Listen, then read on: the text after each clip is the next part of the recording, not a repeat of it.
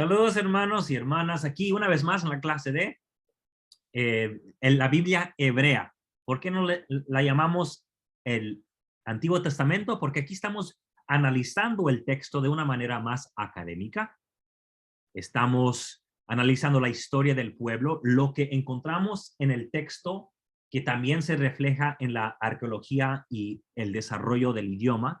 Lo que hemos visto en esta clase es que aunque la historia en ciertos lugares narra su historia de una manera, vemos que no siempre fue así. Y hay otros textos que narran la misma historia de otra manera. Así que vemos esas diferencias. Vemos que Moisés no escribió todo el libro de Génesis hasta Deuteronomio, porque hay diferencias ahí, hay diferentes voces, escuchamos. Y vamos a ver otro ejemplo de esos, de ese estilo, ya analizando más el comienzo del ministerio de Moisés. Y para comenzar, vamos a pedirle a la hermana Mónica que nos ofrezca la primera oración. Hermana. Puede prender su micrófono, sí. Padre Celestial, una vez más estamos agradecidos por tener este tiempo para reunirnos como clase. Queremos darte las gracias por el privilegio que tenemos de aprender de las Escrituras en todos los aspectos, que sabemos que nos van a ayudar a ampliar nuestro conocimiento y también nuestra fe y nuestro testimonio. Te rogamos que tú puedas bendecir al Maestro con la influencia de tu Espíritu, también a nosotros con un buen entendimiento para que las cosas que hoy día conversemos y aprendamos pueda ser de fácil aplicación. Ayúdanos a compartir estas experiencias con otros hermanos y a poder ayudarles también a aquellos a aprender más. Te rogamos tu compañía en esta tarde y lo hacemos en el nombre de Jesucristo. Amén. Amén. Gracias. Gracias. Ahora, comparto mi pantalla. Ok. Hoy vamos a ver, perdón. Sí, estamos bien. Vamos a ver Moisés, Madián y Edom. Si se acuerdan, Edom es el terreno, el reino que está al sur de Judá. Vamos a ver esto un poquito más. Madián, vamos a estudiar más qué es Madián, dónde se encuentra Madián. Y vamos a aprender un poco del mensaje que quisieron transmitir los pueblos que luego terminaron dándonos este texto. Bueno, fueron muchos pueblos y al final los judaítas y los judíos, recuerden que son judaítas antes del exilio y son judíos regresando del exilio, son ellos los que después manejan la información y nos dan la versión final que tenemos. Así que hay distintas voces y ellos quieren hacerlo más unido y luego así es como se compone el texto que tenemos hoy. Bueno, vamos a ver más en detalle. Éxodo capítulo 12.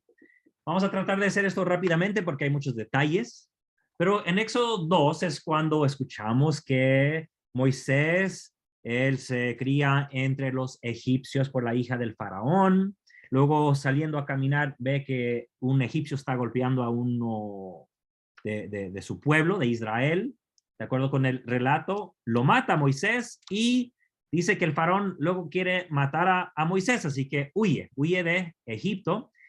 Dice que huye del faraón, aquí estamos en Éxodo 2, versículo 15, cuando huyó faraón, perdón, y cuando oyó faraón de este asunto, procuró matar a Moisés, pero Moisés huyó de delante del faraón y habitó en la tierra de Madián.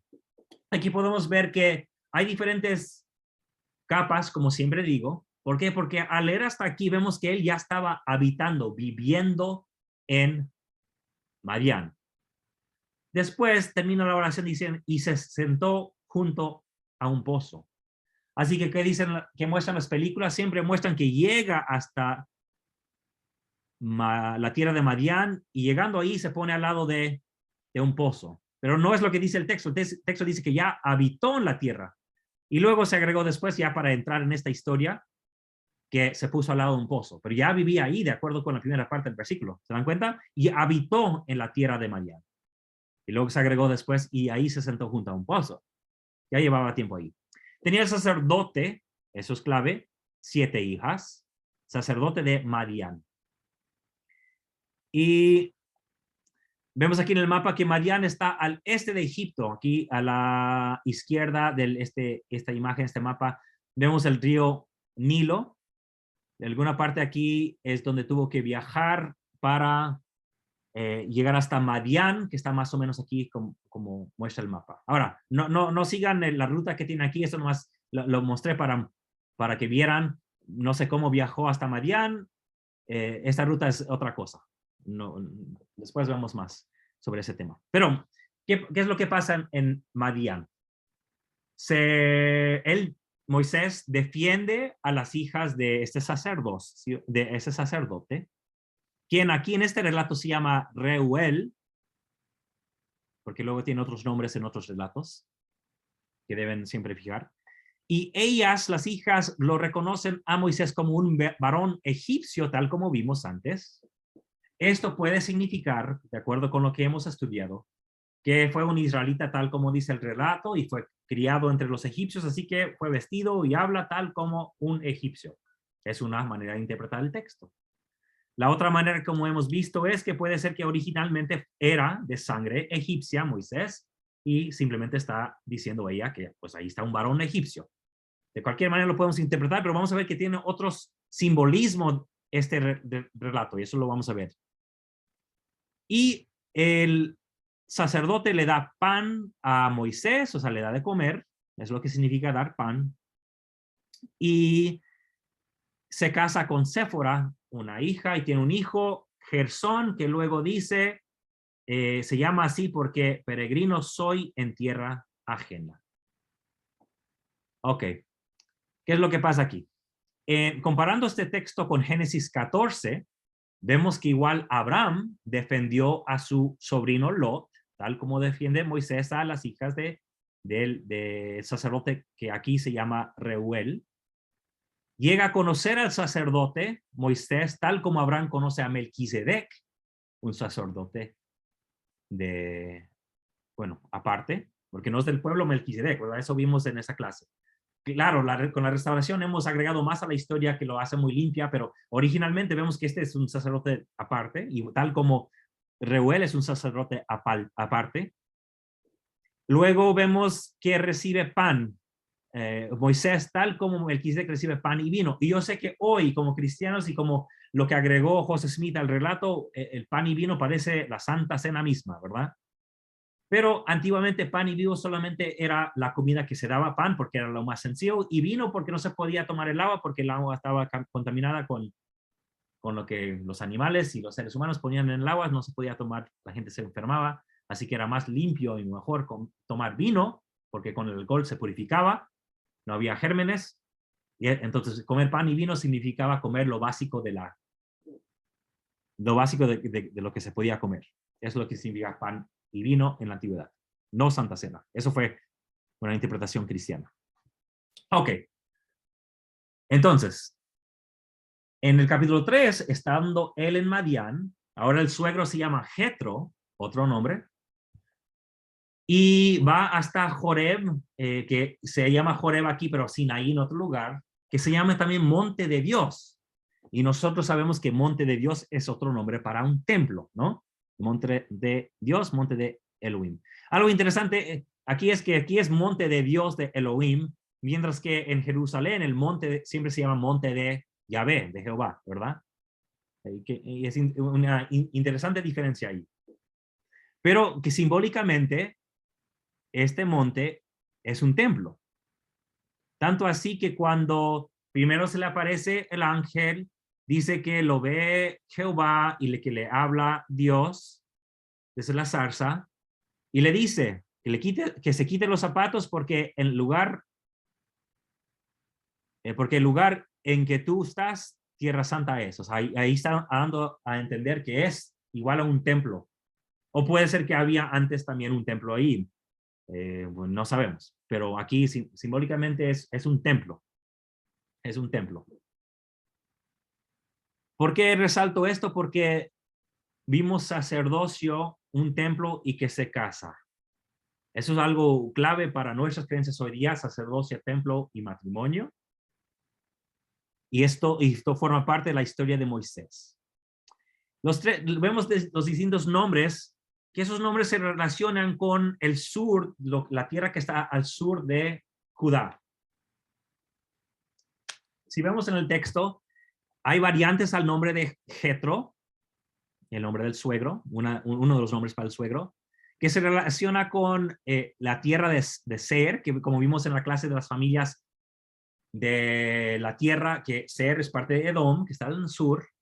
También vemos que hay versiones de este nombre, variantes entre los ismaelitas, que también están más al sur de Israel. Así que igual son dos pueblos diferentes que tienen nombres parecidos a Jetro, pero igual ambos están al sur de Judá. Reuel es un nombre edomita, lo vemos en la lista en Crónicas, y significa amigo del dios El. El dios El. Recuerden que el dios El es el padre del panteón. En algunos textos, Él es el padre de Jehová, de acuerdo con nuestras creencias, pero así eran las creencias más al norte, en Ugarit, que hemos hablado de ese tema en clases anteriores.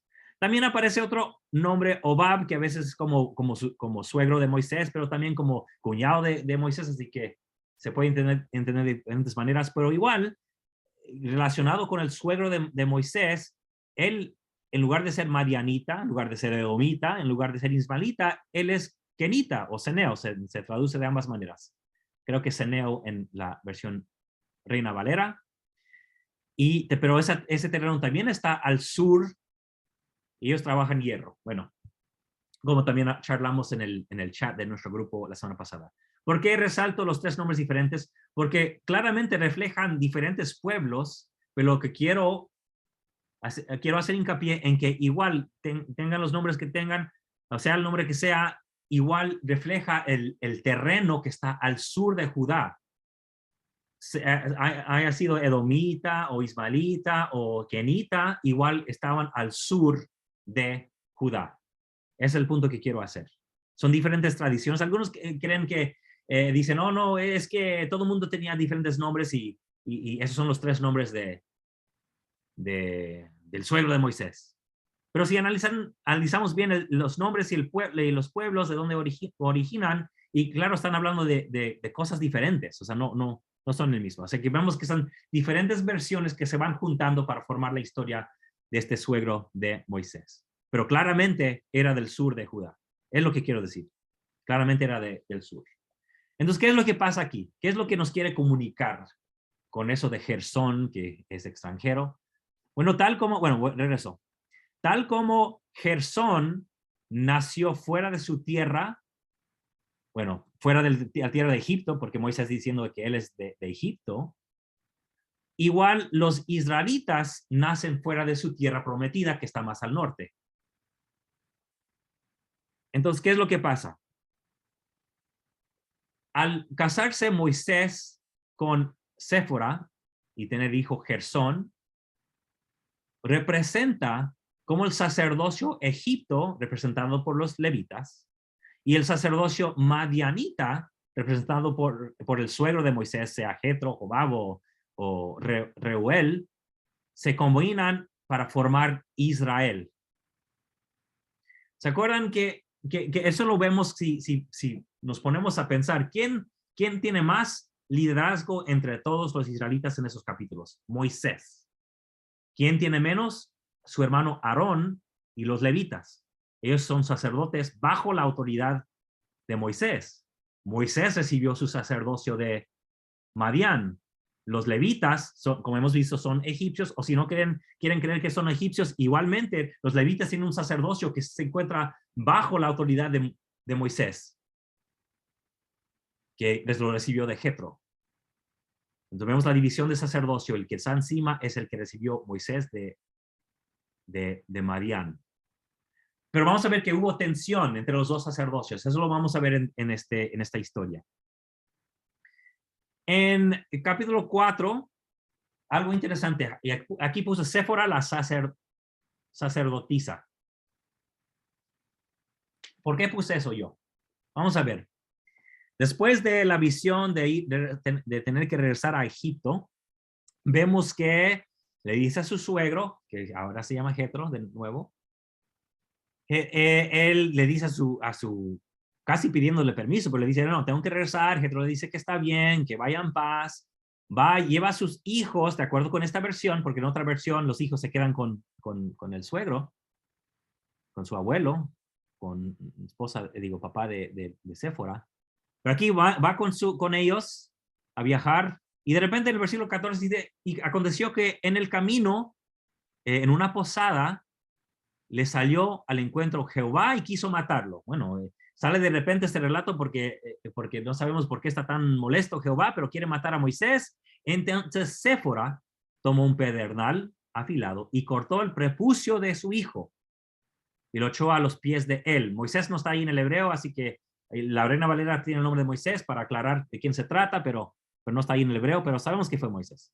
Diciendo, la verdad, tú me eres un esposo de sangre, y así lo dejó ir. ¿Quién? Jehová. Se tranquilizó con lo que dijo y hizo, y Séfora se quedó contento, ya no quiso matar más a Moisés. ¿Qué es lo que está pasando aquí? Por alguna razón, Moisés no había circuncidado a su hijo. ¿Y quién hace el papel de sacerdote? Que los sacerdotes son los que hacen la circuncisión. Fue la esposa, la hija de un sacerdote.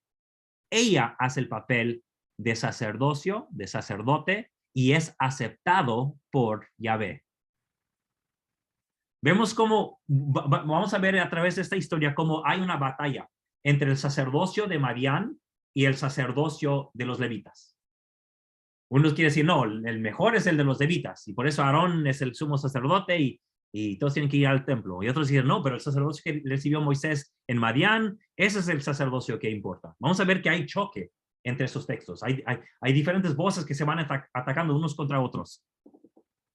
Y vamos a comparar tres relatos ahora. Pero recuerden lo que vimos aquí con Séfora, la sacerdotisa.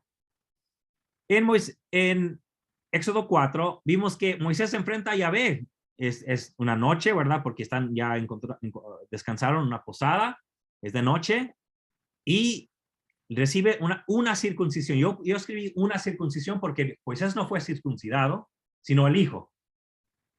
Bueno, podemos hablar de que si fue circuncidado o no Moisés, pues los egipcios desde mucho antes tenían una circuncisión, pero no era tan ¿cómo lo digo? No era similar, no era igual al de los israelitas, así que puede ser que fue o no fue circuncidado de acuerdo con la ley de Moisés, pero igual como representación del convenio, la esposa echa el prepucio a los pies, y pies es un eufemismo del parte masculino y también femenino, de acuerdo con quién está hablando. Pero para decir, ok, él pasa, tiene la sangre de la circuncisión del hijo y todo está bien, y se contenta a Jehová. Entonces Moisés recibe una circuncisión a través de su hijo. Jacob enfrenta con un hombre, ¿verdad? Creo que se enfrenta con un hombre de noche también, y recibe un hombre nuevo. Y va en camino a tierra. Moisés va camino a Egipto y Jacob va en camino a su tierra. Y en Éxodo 12, los israelitas enfrentan al ángel de la muerte, que también es de noche, pero reciben ellos la Pascua, que simboliza su liberación de Egipto. Y es antes de ir en camino a su tierra santa. Espero que esté representando bien lo parecido entre esos tres relatos. Séfora toca con la sangre, el verbo es nagá en hebreo, toca los pies, entre comillas, es un eufemismo, como dije, de Moisés. El hombre toca el muslo, un muslo también es un eufemismo de la misma parte masculina, de Jacob, el mismo verbo. Y los israelitas tocan o untan untan los postes de la puerta con la sangre del cordero que sacrificaron y comieron para la Pascua. Vemos el mismo verbo. Y Moisés se encuentra después con Aarón y están felices. El verbo es nagash. Nagash. Vemos el mismo verbo cuando Jacob encuentra a Esaú después de esa noche de pelea con ese hombre o ángel. Recuerden que ángel solamente significa mensajero en hebreo y también en griego, en el Nuevo Testamento. Y aunque no vemos ese verbo en el relato de Éxodo 12, igual Israel se encuentra con Yahvé ya en el desierto, o en camino a su tierra. Bueno, durante todo el desierto, de hecho, están juntos. Ok, sigamos. Entonces, ¿por qué está pasando tantas cosas en esta tierra al sur de Judá? Vamos a ver lo que dicen unos pasajes de la Biblia y necesito ayuda para que me ayuden a leer. ¿Quién quiere ayudarme a leer Jueces 5, 4? Y de antemano, recuerden que deben reconocer ya, porque lo he mencionado ya en muchas clases, que Jueces 5 es tal vez el texto más antiguo que tenemos en la Biblia hebrea. Deuteronomio 33 también es un texto antiguo, más antiguo que otras partes, y deben saber eso ya para estas fechas en nuestro estudio. Ok, ¿quién puede ayudarnos con Jueces 5, 4? Yo, hermano. Adelante, hermano. Jueces 5, 4. Cuando saliste de Seir, oh Jehová, cuando te marchaste del campo de Edom, la tierra tembló y los cielos destilaron y las nubes gotearon agua. Entonces, ¿de dónde sale? Sale de Seir, que vimos que está en Edom, sale del campo de Edom. ¿Ok? ¿Quién quiere leer el Deuteronomio 33? 2. ¿Leo? Quien quiera, está bien. Y dijo, Jehová vino de Sinaí y de Seir, los alumbró, y resplandeció desde el monte Parán. Ok, igual viene de ese lugar del sur. En los montes de Parán está en Edom, Seir está en Edom y Sinaí está en Edom también. O sea, que algunos creen que pudo haber estado en Madián, pero vamos a ver eso en un mapa en un momento. En Isaías 63, 1 lo puedo leer yo, dice, ¿quién es este que viene de Edom? Con vestidos de Borsa. Borsa terminó siendo la capital de Edom después. Teñidos de rojo. Este vestido con esplendidez, que marcha en la grandeza de su poder. Yo, el que hablo en justicia, poderoso para salvar. O sea que aquí está, es Jehová el que viene, Yahvé que viene de Edom. ¿Y a quién me puede ayudar con Habacuc 3? Dios viene de Temán, y el santo desde el monte Parán. He visto las tiendas de Cusán en aflicción. Las cortinas de la tierra de Madián temblaron. Aquí Temán también está en Edom. Los montes de Parán, igual como se menciona aquí, están en Edom. Pero lo interesante aquí es que aquí también hasta menciona a Madián, la misma tierra de Madián. Entonces, esos textos dicen que Jehová originó o comenzó desde la tierra que está cerca de o en Edom. Ahorita vamos a ver por qué es importante eso. Y aquí hay dos ejemplos que es cuestión de interpretación, pero quería mencionar para que sepan que algunos eruditos argumentan y pueden estar o no de acuerdo, está bien, pero es mi papel mi trabajo como maestro darles lo que algunos han presentado, que en estos dos pasajes cuando habla de los montes, lo voy a leer, los montes se estremecieron delante de Yahvé, aquel Sinaí delante de Jehová, Dios de Israel. Bueno, según uno lee, hay un paralelo entre los montes y Sinaí, entre Jehová y Jehová, Dios de Israel. Entonces, parece no tener conexión Jehová y Sinaí, pero algunos dicen que en hebreo se puede traducir como Yahvé, él es Sinaí. Bueno, es cuestión de interpretación. No sé si estoy convencido, pero algunos lo han sugerido que Sinaí puede ser otro nombre o título para el mismo Yahvé. Igual en Salmos 68, 8, tiene algo parecido, dice, y se derramaron los cielos ante la presencia de Dios. El Sinaí mismo tembló delante de Dios, del Dios de Israel. Entonces igual, aquí está Elohim, Ze, Sinaí. Entonces dicen aquí, o podría decir Dios, él es Sinaí. Bueno, como repito, es cuestión de interpretación. Algunos dicen que Sinaí es otro nombre para Dios, pero creo que se puede interpretar de otra manera también. Ok. Algo de especial tienen los edomitas, los que están al sur. Los que están al sur. Vamos a ver, aquí en la imagen que está a la derecha, vemos vamos a ver eso en un momento. Bueno, primero vamos a ver a un pasaje que ya habíamos leído en Deuteronomio. ¿Quién puede leer aquí? Antes lo habíamos leído para ver el privilegio que tenían los egipcios entre el pueblo, ¿Por qué? Porque es muy probable de que los mismos levitas eran egipcios, así que estaban ellos pidiendo más compasión, ¿verdad? Pero vamos a ver qué dice del mismo pasaje, pero ahora nos vamos a enfocar en los edomitas. ¿Quién puede leer aquí? De hecho, puede leer desde donde dice no aborrecerán. Bueno, ya casi lo leí. ¿Quién lo quiere leer? No aborrecerás al edomita, porque es tu hermano. No aborrecerás al egipcio, porque extranjero fuiste en su tierra. Los hijos que nazcan de ellos en la tercera generación entrarán en la congregación de Jehová. Entonces, mientras que arriba no lo leímos los amonitas, y moabitas, nunca hasta la 10ª generación podrán ser parte del pueblo. Los privilegiados son los egipcios y los edomitas. Ellos tienen un lugar especial para este pueblo. Aquí en Primera de Reyes vemos, ya regresando a la imagen, vemos a Salomón con sus muchas esposas. Vemos aquí que Salomón se junta con muchas mujeres y hizo lo malo ante Jehová porque empezó a adorar los dioses de las mujeres que tenía. Pero vamos a ver cuáles son los dioses que fueron condenados. Vamos a ver. Lo leo yo para hacer conexión. Dice aquí. Pero el rey Salomón amó, además la hija del faraón, a muchas mujeres extranjeras, a las de Moab, a las de Amón, a las de Edom, y a las de Sidón y a las Eteas, porque Salomón siguió a Astoret, diosa de los sidonios, ¿ok? Es la diosa de los sidonios, así que condenada esa diosa.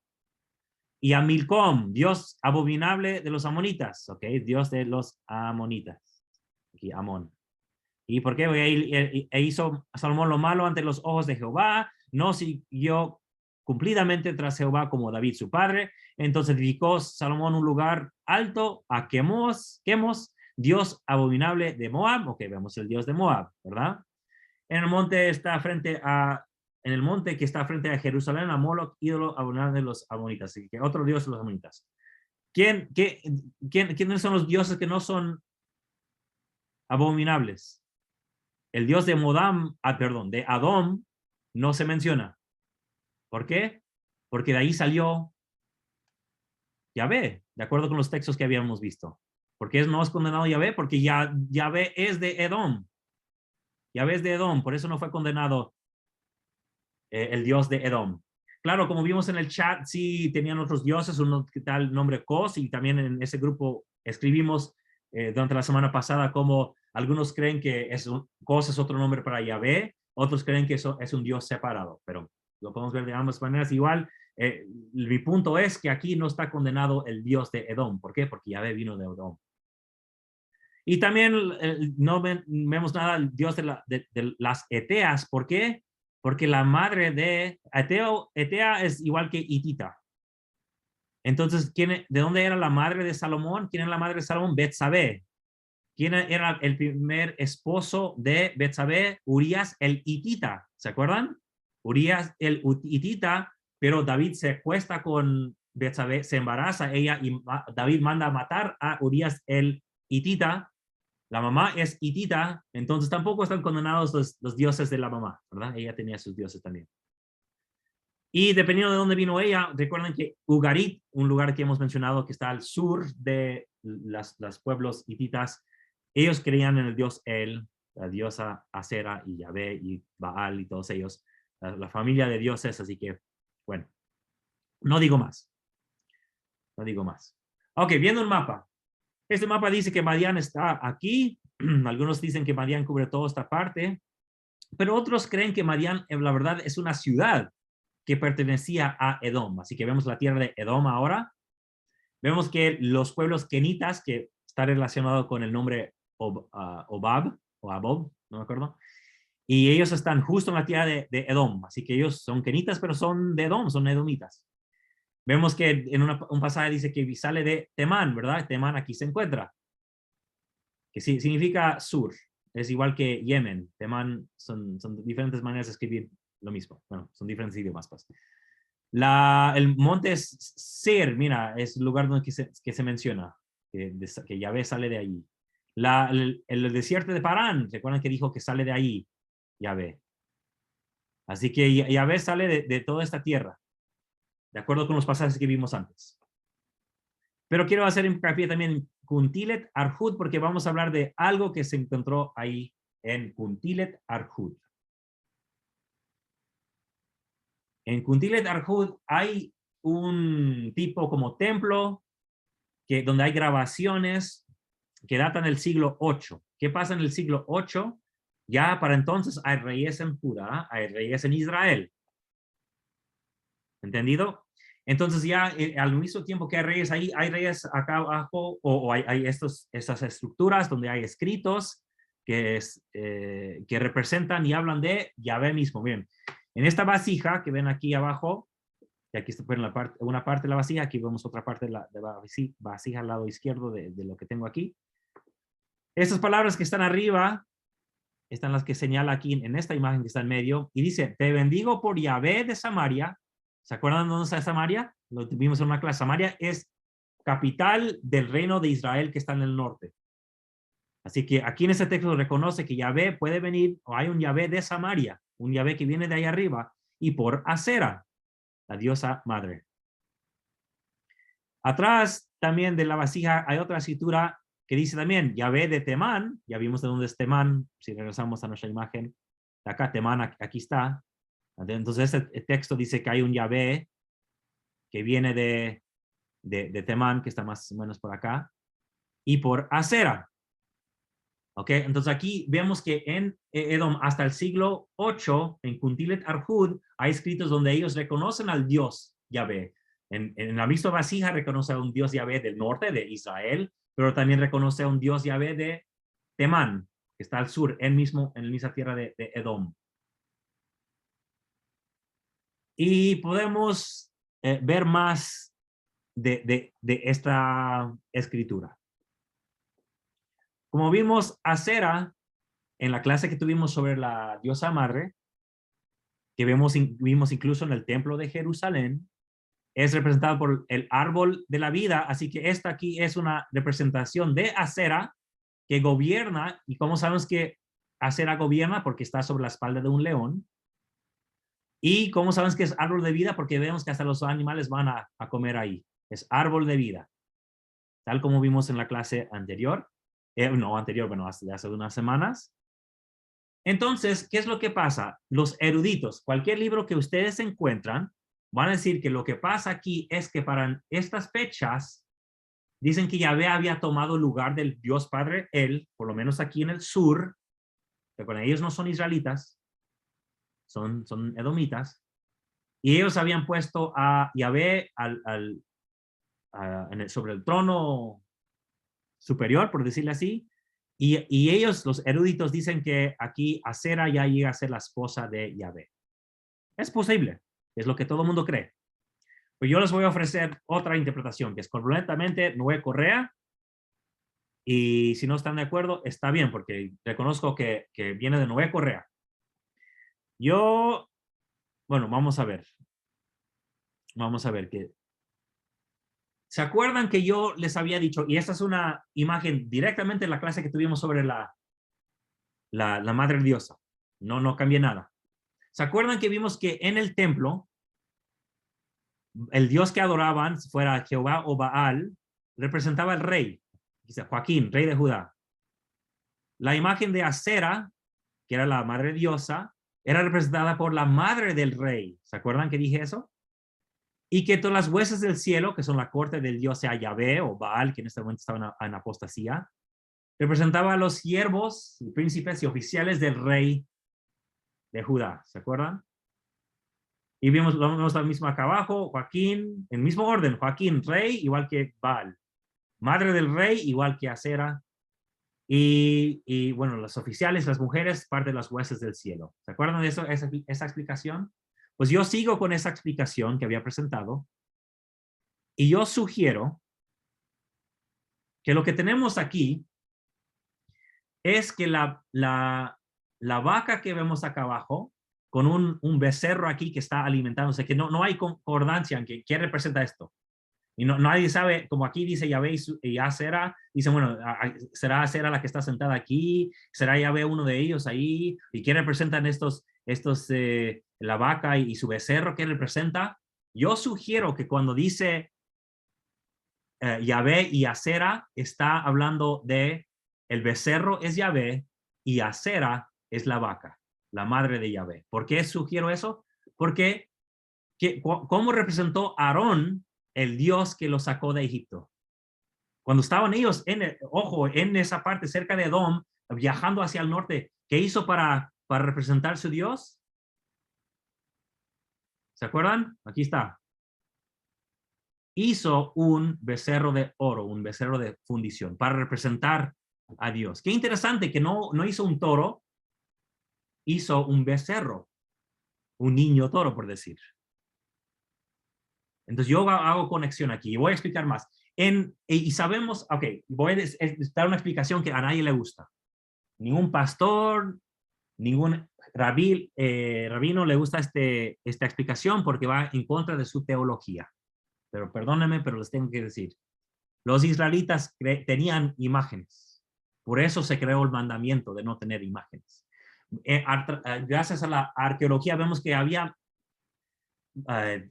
imágenes por todo Jerusalén mismo, y tanto en el norte como en el sur de Israel y Judá, pero ya que creemos que Jerusalén es la ciudad santa, vemos que hay las imágenes datan hasta el exilio babilónico. Cuando regresan de Babilonia, ya no vemos la creación de imágenes. Es el mandamiento de crear imágenes o de no crear imágenes. Vamos a analizar en la siguiente clase. Vamos a ver. Pero vemos que sí hacían imágenes, pero dejan esa práctica porque se reconocen que por sus imágenes Jehová se enojó con ellos, así que hacen cambios con sus escrituras para que reflejar que nunca tenían imágenes, pero la arqueología dice que sí, y hay pasajes que dicen que también tenían imágenes siempre, ¿verdad? La esposa de Jacob tenía los terafín que escondió, ¿verdad? La esposa de David, una vez que se escapa de noche David, su esposa pone una imagen, un terafín en la cama para representar a David. O sea que había imágenes en Israel. No lo pudieron quitar por completo de su historia. Pero vamos a ver más eso del toro, del becerro. El Dios, fuera en fuentes extra bíblicos, es representado por un toro. Es un toro. Y aquí tienen una imagen de toros y becerros que se encuentran desde 1300 antes de Cristo hasta el exilio. Hay vaquitas, hay toros por todo Jerusalén y más al norte y más al sur también. Así cualquiera que dice que no tenían imágenes, o sea, te está mintiendo. Tuvieron imágenes, las hemos encontrado. Aquí hay una foto aquí. Tenían imágenes de toro. Es muy probable, tal como hace Aarón en Éxodo, que la imagen de Jehová era un becerro o un toro. ¿Por qué? El Dios aquí vemos un pasaje, de acuerdo con las fuentes extra bíblicas, donde vemos imágenes de él como toro, representado como toro. Vemos un pasaje donde dice Dios, que en hebreo es nos ha sacado de Egipto, tiene la fuerza como un toro salvaje. Bueno, el hebreo es algo raro, pero se puede interpretar como toro salvaje. Aquí otro pasaje en referencia allí, donde Dios, de acuerdo con la arqueología, el Dios es representado como un toro. Ahí está en el texto. Vemos que en el templo, y también en el tabernáculo y templo, los altares tenían cuernos. ¿Se acuerdan? Y el aceite que se usaba para ungir a los sacerdotes y a los profetas y los reyes era un cuerno. Si todavía vamos al templo, hay un cuerno cuando hacemos ordenanzas las ordenanzas iniciatorias, ¿verdad? O preliminares. Bueno, tema interesante, ¿no? Yo fui obrero por 2 años y en las hojas dice ordenanzas preliminares, pero cuando hablas con los miembros dicen ordenanzas iniciatorias, o sea que oficialmente se llaman de una manera, pero usamos otra palabra. Bueno, otro tema. Pero así, para que veamos como cultura a veces cambiamos las cosas de nosotros también. Bueno, ese es otro tema. Pero mi punto es que hay cuernos por todos lados en el templo. ¿Por qué? Porque Jehová era era representado como un toro. No era un toro. Jehová es Jehová, ¿verdad? Yahvé es Yahvé. pero su imagen era por un toro porque los toros representaban poder. Así que, por ejemplo, cuando el hijo de David saben que lo van a matar, dice, pero Adonías tuvo miedo de Salomón, son hermanos, medios hermanos, se levantó y se fue y se asió de los cuernos del altar. ¿Qué simboliza eso? Que se está haciendo de Jehová. Diciendo, sálvame Jehová, agarrándose de sus cuernos, ¿verdad? Viéndolo antiguamente. Y hay otros pasajes que dicen lo mismo, donde se agarran de los cuernos del altar para salvarse. ¿Por qué? Porque representa a Dios. Aquí en Primera de Reyes dice, y Sedequías, hijo de Carán, era un profeta falso, pero fíjense lo que hace. Bueno, no me acuerdo si es falso o no, no me acuerdo en ese momento. Pero igual, Sedequías, hijo de Carán, se había hecho unos cuernos de hierro y dijo, así dice Jehová, con eso los acordearás a los asirios hasta acabarlos. ¿Cómo representó a Jehová? Poniéndose cuernos. ¿Se dan cuenta? Él representa a Jehová poniéndose cuernos sobre la cabeza. Y se me olvidó poner aquí, pero hay dos maneras de traducir cuando Moisés desciende con la cara iluminada. El verbo es keren o algo así, y se puede traducir tanto iluminado como con cuernos, que le salieron cuernos. Por eso hay obras de arte que hizo Miguel Ángel, donde pones a Moisés con cuernos. Y dicen, bueno, ¿por qué le pusieron cuernos a Moisés? Porque la palabra en hebreo se puede traducir de ambas maneras. Y más como cuernos, pero como a nadie quiere ver a Moisés como cuernos, dice, no, se le iluminó la cara. Pero desciende con cuernos, ¿por qué? Porque descendió con el poder de Jehová. Hubiera puesto esto aquí. Bueno, error mío por no poner eso aquí. Pero recuerden que Moisés desciende con cuernos de Jehová cuando desciende desde el monte. Ahora, aquí hay dos pasajes que algunos argumentan que representan a Dios como toro. A Dios como toro. El Dios él. Y ¿se acuerdan que en Deuteronomio 32:8 le tuvimos una clase sobre esto donde dice en nuestras Biblias que el Dios él, el Altísimo, dividió las tierras de acuerdo con el número de los dioses, digo, de los hijos de Israel, es lo que dice nuestra Biblia, Reina Valera. Pero las nuevas Biblias dicen de acuerdo con los números de los dioses o los hijos de Dios, porque los textos más antiguos, el Mar Muerto, no decía hijos de Israel, sino los hijos de Dios. Así que algunos eruditos sugieren que la diferencia entre Dios de él y Dios de el toro él, la verdad es muy, muy mínima. Miren, las primeras 3 letras de Israel son esas 3 que están aquí. Pegadas con estas 2 es Israel o Israel. O sea, es que ahí está el nombre él y aquí está la primera parte. Bueno, toro son esas 2 letras que son estas 2 aquí. Así que algunos sugieren, algunos. No estoy diciendo que estoy convencido o nada, no estoy diciendo que algunos sugieren que lo que pasa es que originalmente decía número de los hijos del toro él y que porque ya no se podía hablar de imágenes y nada, entonces le agregaron este yod, esta letrita aquí, para decir según los hijos de Israel, ¿verdad? Cambian el texto. ¿Es posible? Es posible. ¿Sabemos que es verdad? No lo sabemos. Es solamente una... no me gusta la palabra especulación, porque especulación para nosotros significa un invento, una idea loca. Pero no, son algunos que ven todas las posibilidades dentro del texto. Así que es posible, claro que es posible, pero están todos convencidos, claro que no. También en Oseas hay un pasaje donde dice, ¿por qué de Israel? Y luego no termina, o sea, está medio raro lo que dice, porque la parte que dice es este becerro fue agregado, no está en hebreo, esta parte no está en hebreo, eso dice, ¿por qué de Israel? Dice, ¿por qué de Israel? Entonces algunos dicen que las mismas letras, aquí estas que ven aquí, estos de Israel, se pueden separar. ¿Por qué digo que se pueden separar? Porque en los textos antiguos no había vocales. Vocales son estos puntos que vemos aquí arriba y en medio de las letras. Esos no existían, así que se encontraba antes así, sin esos puntitos abajo y en medio de las letras. Y estaban pegadas todas las letras. Bueno, dependiendo. En algunos lugares ponían un punto entre palabras, pero en este texto no está así. Y algunos dicen, si se separa de otra manera, en 3 palabras, dice, mejor que ¿por qué de Israel? Se traduce como, ¿quién es el toro él? El Dios él. Así que presento estos 2 ejemplos de posibles referencias al Dios toro El. Posibles.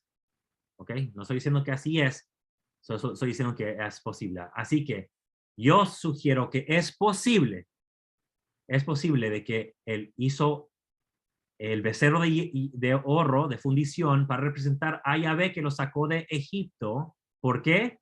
Porque en el mismo Edom representaban, y tenemos ejemplo de esto en el año 800, perdón, el siglo 8, o sea, los 700, a un becerro con su mamá vaca, al lado del pasaje que dice Yahvé y Acera. Y luego tenemos un becerro y una vaca. ¿Es posible? Es posible. ¿Están convencidos? Pues no sé, porque creo que yo soy el primero en sugerirlo. Así que no sé. Y para que no vayan a pensar que estoy loco, completamente loco, aquí está un artículo este es Journal of Biblical Studies, de Biblical Literature, JBL, es lo que significa journal o periódico, revista, Biblical Literature, de literatura bíblica. O sea que eso es una revista académica donde aquí en este artículo buenísimo se llama Betel y la persistencia del Dios El. Evidencia de la sobrevivencia del Dios El como un Dios independiente en la historia de Jacob y en Primera de Reyes 12.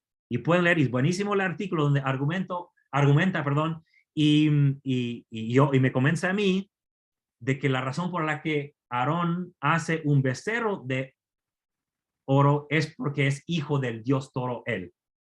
Y también vemos becerros de oro en Primera de Reyes, y para mí me convenció este autor de que hicieron dos becerros en el relato de cuando se dividen los reinos, el reino del norte, hacemos dos becerros, para decir, miren, Jehová es hijo del Dios él, y lo pone en la casa de él, de Betel. Bueno, vamos a llegar a eso en el futuro. Pero este es un artículo buenísimo para que no vayan a pensar que todo es invento mío.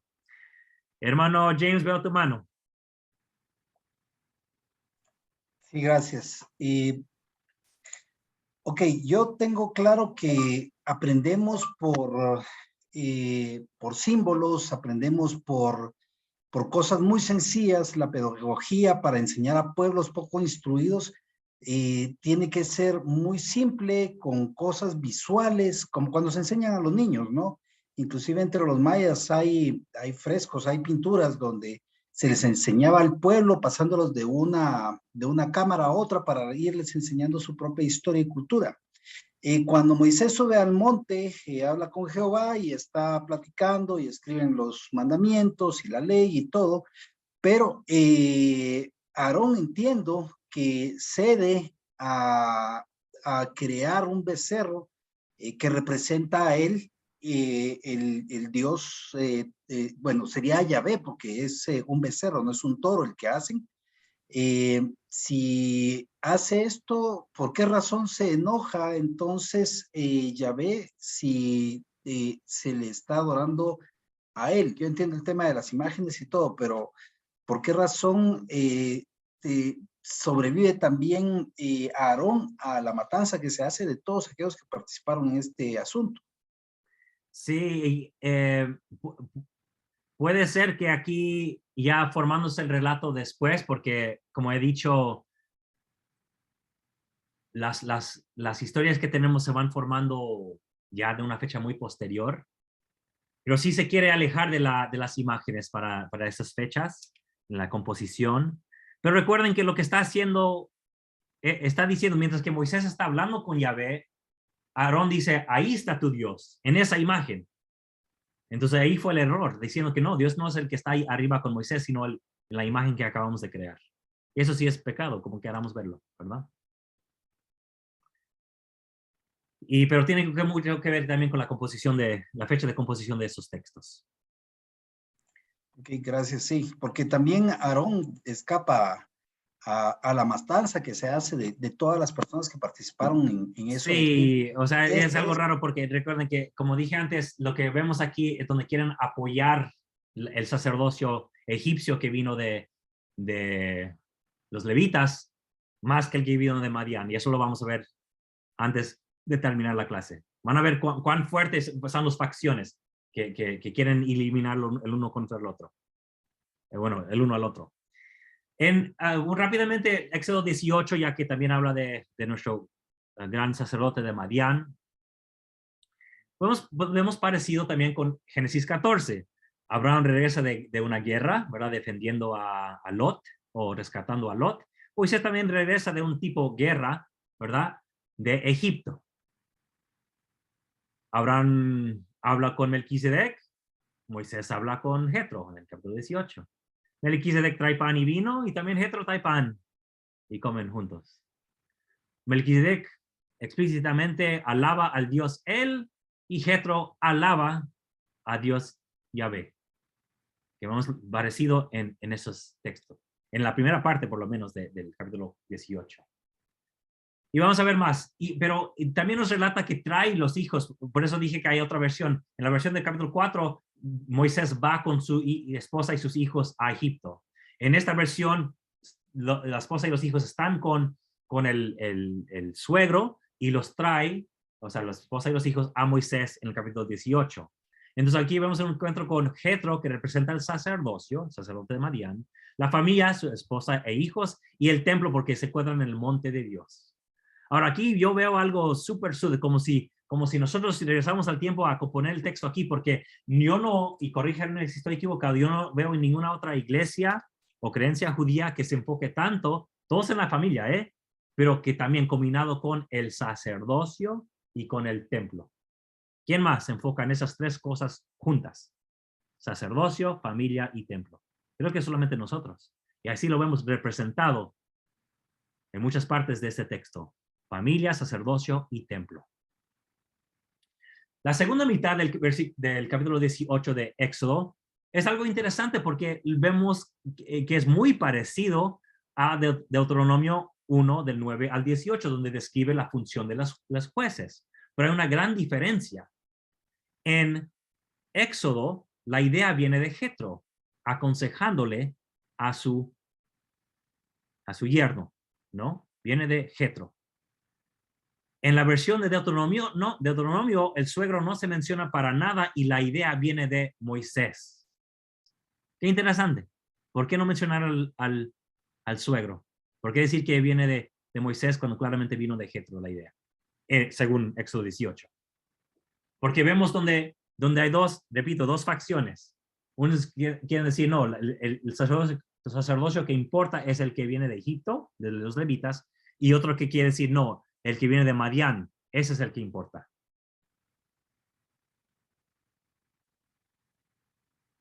Y nomás para recordarles, es una imagen, y agregué esta parte que está en negro, en Madián, no en Madián, sino en Edom, vemos que había los Shasu.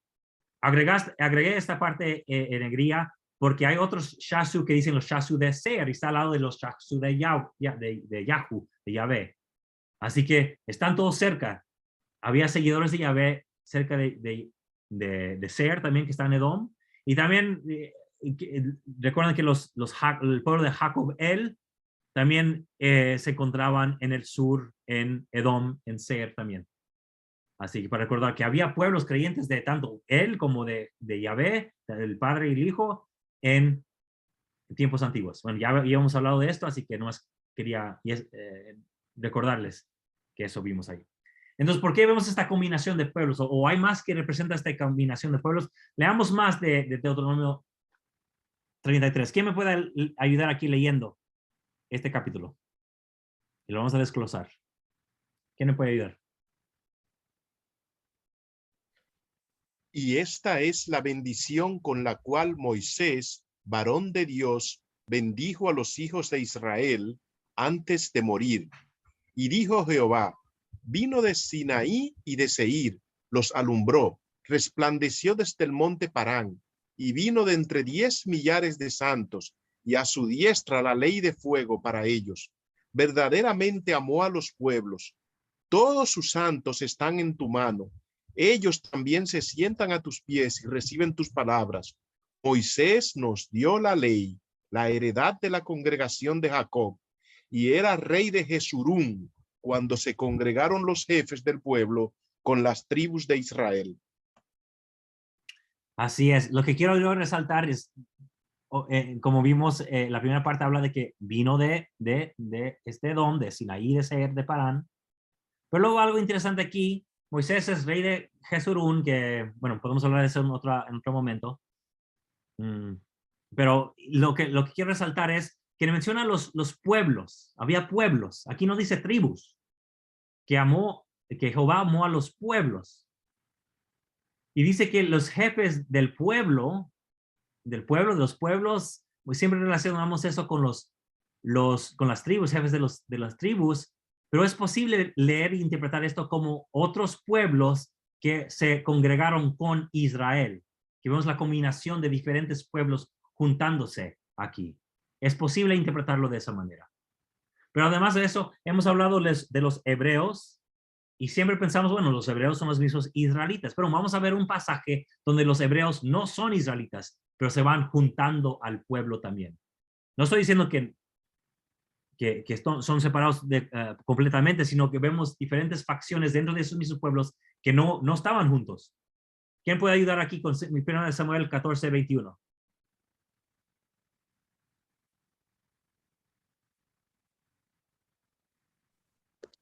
Y los hebreos que habían estado con los filisteos desde tiempo antes y que habían subido con ellos de los alrededores al campamento, también estos se pusieron de parte de los israelitas que estaban con Saúl y con Jonathan. Esto ya es en la época de Saúl, pero igual una fecha temprana, porque Saúl es el primer rey, pero un rey campesino, ¿verdad? Porque sale a la guerra, pelea, y luego regresa a su campo a trabajar. Cuando hay otra guerra, lo llaman y sale a trabajar de nuevo, a pelear de nuevo. Así que no es un rey sobre su trono, como nos imaginamos. Era un jefe un cacique, básicamente, jefe del pueblo. Pero igual, vemos aquí que estos hebreos estaban con los filisteos y luego se fueron con los israelitas. Aquí, en lo que quiero resaltar yo, primeramente en Deuteronomio, que es posible. Ahí veo el comentario del hermano Walter que viene de Eber. La verdad es que eso es una tradición súper recién de que haya venido de Eber, porque Eber no es nadie de importancia. Alguien vio Eber y quiso decir que es parecido a hebreos y dijo, vienen de Eber. Pero ¿qué importancia tiene Eber? ¿Qué historia tenemos sobre Eber? Ninguna. Esa es una interpretación súper tardía. Entonces, tiene más parecido a los grupos de Abirú. ¿Se acuerdan que estudiamos de los Abirú? Que los egipcios hablan de los Abirú que andan peleando igual y actúan los Abirú igual como David, que anda de un reino a otro, está con los filisteos, está con Saúl, está brincando con quien le pague mejor, está David, con su propio ejército, ¿se acuerdan? Entonces, él funciona como un Abirú, así que es posible de que hebreo viene de este grupo de Abirú, que son las mismas 3 letras. Sí, mercenarios, sí, exacto, Israel, gracias. Así es. Entonces, igual estos hebreos aquí también están con los hebreos y los filisteos y se combinan con los israelitas. Aquí pueden ser estos hebreos, los Abirú, que mencionan en Egipto. Puede ser. No sabemos, pero muchos creen que sí, pero no sabemos con certidumbre. Ok. Entonces ya vimos que muchos pueblos se fueron combinando, así que hablamos mucho en el chat la semana pasada de Obed Edom. Así que leamos todo este relato. ¿Quién puede ayudarnos a leer todo lo que está aquí? Para leer qué es lo que pasa con Obed Edom. Recuerden que llegan con el arca del convenio hasta la tierra prometida, va de lugar a lugar, a Silo, se queda en Silo un ratito, se va a distintos lugares. Y después David quiere ponerlo, después de conquistar Jerusalén, porque nadie está en Jerusalén, pertenecen a unos jebuseos. Y si regresamos al capítulo 10 de Génesis, donde está ese mapa, Jebús desciende de los hititas, así que son creencias que tenían al dios El, a Yahvé y a Sera. Ellos son los que viven ahora en Jerusalén, pero se llama Jebús cuando llegan ellos, o ellos le ponen el nombre de Jebús, y quiere, una vez que domina ese lugar, que después se le regresa el nombre a Jerusalén. Vamos a hablar un poco de eso en el futuro, aquí en esta clase, y vamos a ver cuando quiere llevar el arca a Jerusalén. Así que ¿quién quiere ayudarnos aquí con esa lectura? ¿Alguien, hermanos? Ok, entonces voy a pedir a la hermana Celia. Y David y toda la casa de Israel danzaban delante de Jehová con toda la clase de instrumentos de madera, de haya, con arpas, salterios, panderos, flautas y cimbalaos. Y cuando llegaron a la era de Nacón, Usa extendió su mano al arca de Dios y la sostuvo, porque los bueyes tropezaban. Y el furor de Jehová se encendió contra Usa, y allí mismo lo hirió Dios por ese hierro, y cayó ahí muerto junto al arca de Dios. Y se entristeció David por haber herido Jehová a Usa, y fue llamado a aquel lugar Pérez Usa hasta hoy. Y temiendo David a Jehová aquel día, dijo: ¿cómo ha de venir a mí el arca de Jehová? Hasta ahí está bien. Siempre hablamos mucho de este pasaje, incluso se menciona en Doctrina y Convenios también. ¿Por qué murió Usa? ¿Se acuerdan? ¿Qué es la explicación que siempre damos? ¿Por qué murió Usa? Porque detuvo la arca para que no cayera al piso. ¿Y por qué no lo podía tocar? Porque nada más los sacerdotes lo podían hacer. Solamente los sacerdotes, ¿verdad? Solamente los sacerdotes. Ahora, continúa leyendo, hermana, desde el 10. 10. No quiso pues David llevar para sí el arca de Jehová a la ciudad de David, sino que la hizo llevar David a casa de Obed-edom, el geteo. Y estuvo el arca de Jehová en casa de Obed-edom, el geteo, durante 3 meses. Y bendijo Jehová a Obed-edom y a toda su casa. Y se dio aviso al rey David, diciendo: Jehová ha bendecido la casa de Obed-edom y todo lo que tiene a causa del arca de Dios.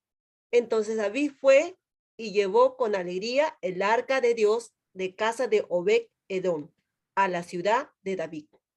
Ok, vemos este nombre, Obed-edom. En hebreo, Obed viene de la misma raíz que siervo o trabajo, así que un siervo, así que siervo de Edom. Pero si este es cierto que viene de Edom, entonces no habla hebreo, sino edomita o moabita, que son parecidos, pero no iguales. Y la misma raíz que para hebreo es siervo, también se interpreta o se traduce como sacerdote en moabita y en edomita. Así que ¿quién era este hombre? Era un sacerdote de Edom. Entonces, ¿cómo es que un levita que no es sacerdote muere por tocar el arca? De acuerdo con las creencias que conocemos. Pero un edomita sí puede tener el arca en su propia casa. ¿Por qué? Porque como vimos, el sacerdocio que recibió Moisés fue el sacerdocio del sur, ¿no? Y Jehová mismo viene de Edom. Así que este sacerdote de Edom tiene todo derecho de tener el arca en su casa. Porque es el sacerdocio que tuvo el mismo Moisés. ¿Se dan cuenta?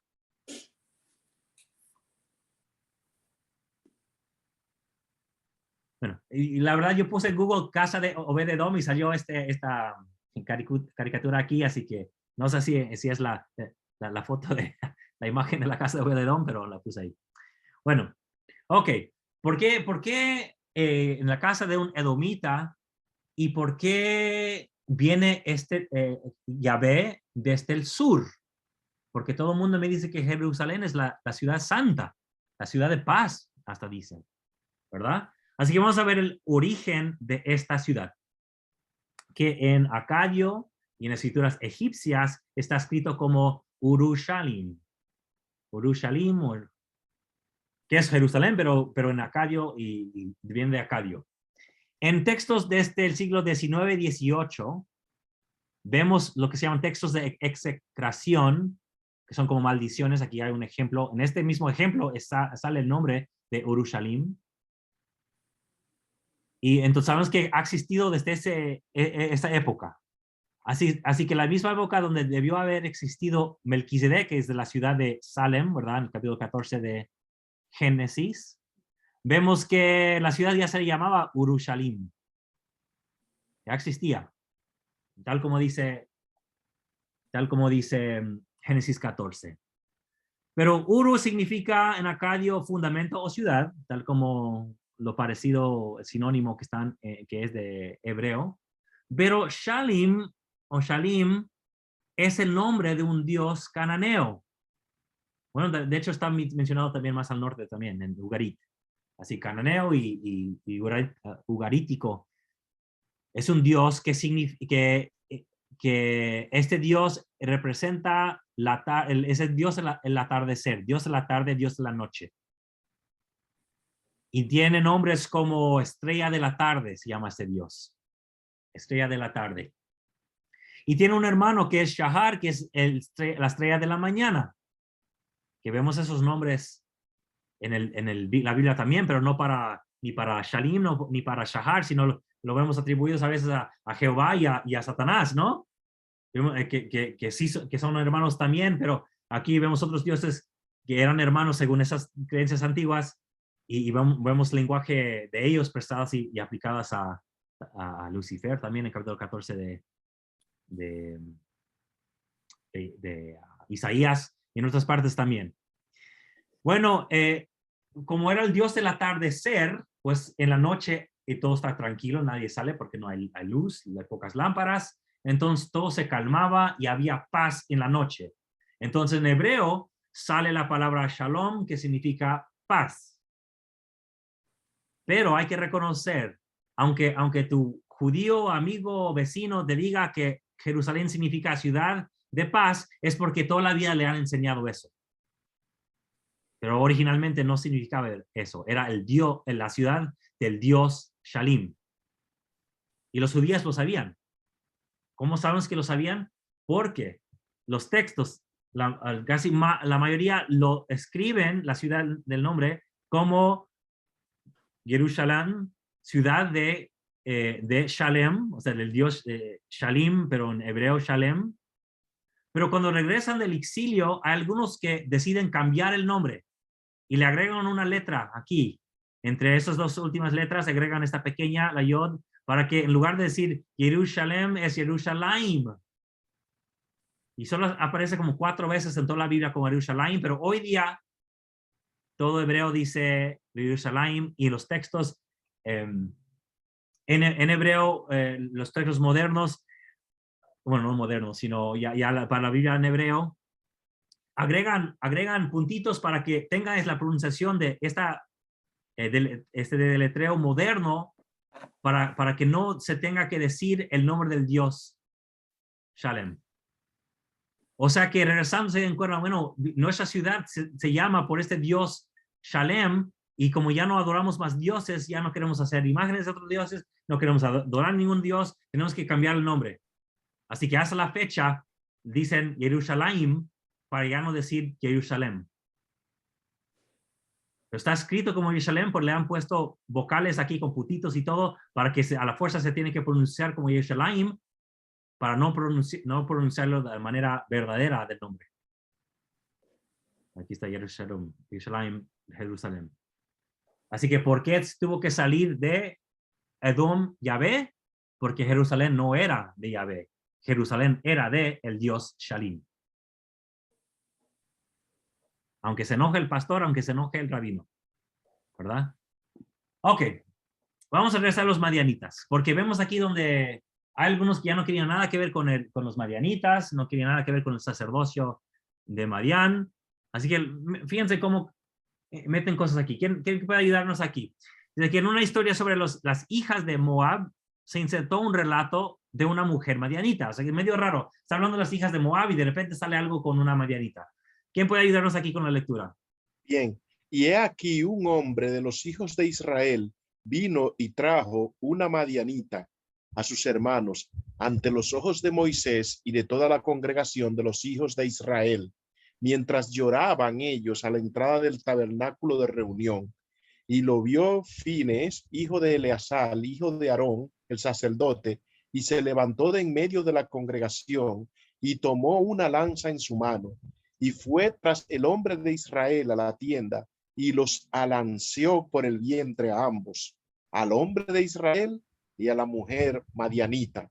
Y cesó la mortandad de los hijos de Israel y el nombre de la mujer Bueno, madianita vamos a parar ahí, vamos a parar ahí.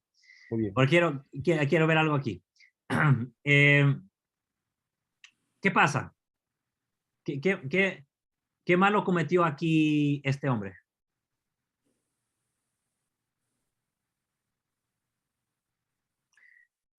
No vimos, claro, la primera mitad o de los primeros 5 versículos, pero están siendo engañadas o no engañadas, sino que están acostándose con mujeres de Moab, están pecando con ellas.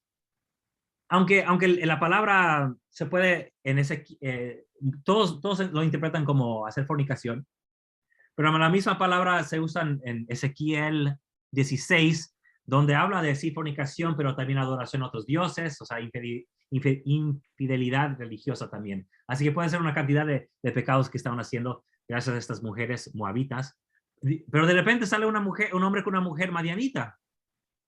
Y yo sé que siempre leemos esto como si estuvieran teniendo algo malo aquí enfrente de todo mundo, pero si lo leemos así como lo dice, la verdad es que solo entró con su mujer, que era madianita, y decide el sacerdote levita, ojo, bueno, sacerdote hijo de Aarón, pero de la tribu de Leví, perdón, y él calma la mortandad matando a los dos por casarse con una mujer madianita. ¿Pero qué había hecho Moisés? Moisés también se había casado con una mujer madianita. Así que parece que alguien está aquí hablando en contra de lo que dijo Moisés, de toda su historia, diciendo, no se vayan a estar mezclando con esas mujeres madianitas, son malas también. Pero el relato se trataba de las mujeres de Moab, pero alguien metió esta historia aquí de la mujer madianita. Aquí, sigue leyendo, hermano, que es el 15. Y el nombre de la mujer madianita muerta era Cosbi, hija de Sur, jefe de la gente de una casa paterna en Madián. Y Jehová habló a Moisés diciendo, hostigad a los madianitas y heridlos, por cuanto ellos os afligieron a vosotros con sus ardides, con que os han engañado en el asunto de Peor y en el asunto de Cosbi, hija del príncipe de Madián, su hermana, la cual fue muerta el día de la mortandad por causa de Peor. Bueno, si ustedes se acuerdan, porque ya en nuestra lectura de la clase debemos estar ya avanzados en la lectura, ya leyeron esto. Y si se acuerdan, los madianitas no tienen nada que ver con el relato de Baal-peor. Pero aquí dice que sí, que son los culpables y que dice que los deben hostigar y herir. Pero ¿quiénes eran los madianitas? Eran la familia de la esposa de Moisés. O sea que aquí vemos, aquí esto no es composición de Moisés. Moisés no está escribiendo que Jehová le dijo que matara a su suegro, a sus cuñados, a sus cuñadas, la familia de su esposa. Esto fue escrito después, diciendo, no nos gusta la versión de que se casó una madianita, así que aquí vamos a decir que no, las madianitas son malas y que Jehová quería que pelearan contra los madianitas. ¿Vemos la diferencia? ¿Y quién fue el que mató a la madianita y el pecador? Un sacerdote, pero de la tribu de Leví. Vemos el choque entre los madianitas y los levitas. ¿Quién son los mejores? Vemos la pelea aquí. Ok, otro ejemplo. En el capítulo 31, dice que pues aquí Yahvé ordena que se haga venganza contra las madianitas pero venganza porque se acostó un hombre, bueno, no dice que se acostó, solo dijo que trajo a su mujer al campamento. Es lo único que dice, ¿verdad? Pero por ese pecado, por traer a una mujer madianita, lo cual había hecho Moisés según Éxodo. Aquí vemos que Éxodo dice una cosa y Números dice otra cosa. Por traer una madianita al pueblo, según este texto, Jehová dice, hay que pelear contra ellos. Para que sepan, yo no creo que esto sea lo que dijo Jehová. Aquí vemos el choque de dos facciones dentro del pueblo. Vamos a leer lo que dice. Y imagínense, está diciendo esto un hombre que se casó con una mujer madianita, que recibió el sacerdocio de un sacerdote madianita. Pregúntense eso al leer este relato. ¿Quién puede ayudarnos a leer lo que tengo yo aquí? Yo, Porque vale la hermano, pena leerlo todo. ¿puedo yo? Sí, hermano. Y Jehová habló a Moisés diciendo, haz la venganza de los hijos de Israel con los madianitas. Después serás recogido con tu pueblo. Entonces Moisés habló al pueblo diciendo, armad a algunos de vosotros para la guerra, y vayan contra Madián y hagan la venganza de Jehová en Madián. Y Moisés los envió a la guerra, 1000 de cada tribu envió. Y Finés, hijo de Eleazar el sacerdote, fue a la guerra con los utensilios sagrados y con las trompetas en sus manos para tocar.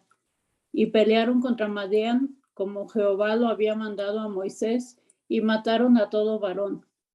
Además de esas víctimas, mataron también a los reyes de Madián, Evi, y Requem, y Sur, y Ur, y Reba, 5 reyes de Madián.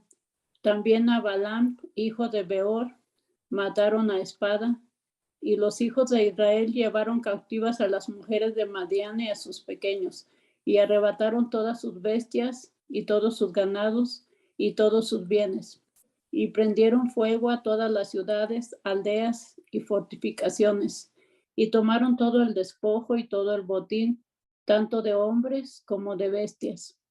Y se enojó Moisés contra los capitanes del ejército, contra los jefes de millares y de centenas que volvían de la guerra. Y les dijo Moisés, ¿habéis dejado con vida a todas las mujeres?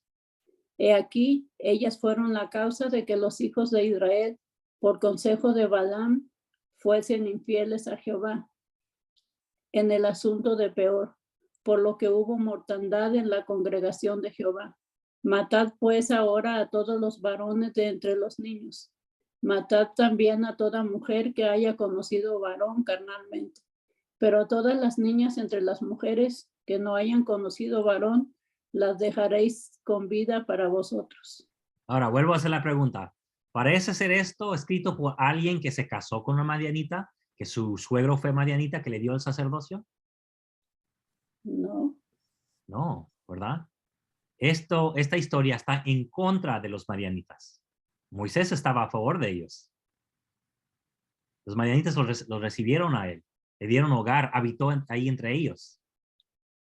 Pero, y sabemos que no es verdad, porque según este relato mataron a todos, no quedó nadie, reyes y todos, todo el pueblo madianita quedó aniquilado. Solamente unas jovencitas quedaron. Pero en Jueces del 6 al 8, vemos que en Gedeón, que es el texto más antiguo, vemos que este juez peleó contra unos madianitas. Y te preguntas, bueno, ¿cómo pudo haber peleado contra madianitas si según Números 31, Moisés y los israelitas habían matado a todos? Bueno, es porque es una historia que se escribió después en contra de los madianitas. ¿Se dan cuenta? No sé si me estoy explicando bien. O sea, o aniquiló a todos, como dice 31, o no lo hizo y peleó contra ellos Gedeón. O sea, los dos no pueden ser verdad. ¿Entienden? Y algo más interesante, el héroe aquí de nuevo es el sacerdote que va enfrente del ejército. Algo que no puse. ¿Se acuerdan? Bueno, voy a ver, déme un tiempo. Voy a hablar mientras busco un pasaje que quiero compartir.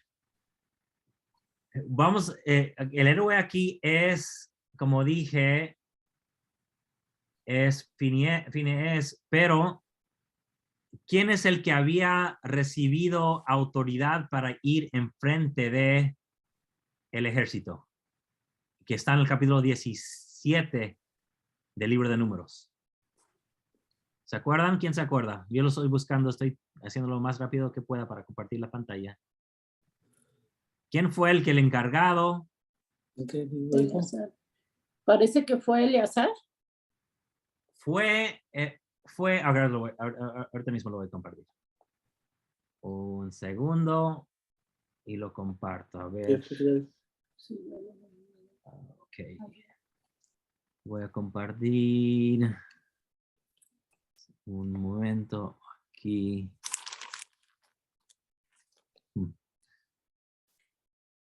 Ok, vamos a ver. A ver si lo podemos. Es Josué. Josué debió ahí ser el héroe aquí porque a Josué fue apartado. A ver dónde comienza ese relato de Josué. Ok, toma tu mano, Josué, hijo de Num, en el cual hay espíritu, pon tu mano sobre él. Le pondrás tu dignidad, o sea, el sacerdocio, liderazgo. Y ¿dónde está la parte donde dice y entrará y saldrá con ellos y entrará con ellos? ¿Dónde lo dice? Para que no pongan dignidad sobre él. Ahí está Elías también. Por la palabra de él saldrá, por la palabra de él entrará. Bueno, vamos a ver todo ese tema. Y él se presentará delante de Eleazar, sacerdote, quien preguntará por él delante de Jehová por medio del juicio del Urim. Por la palabra de él, no sé si habla creo que se refiere a Josué. Por la palabra de él saldrá y por palabra de él entrarán.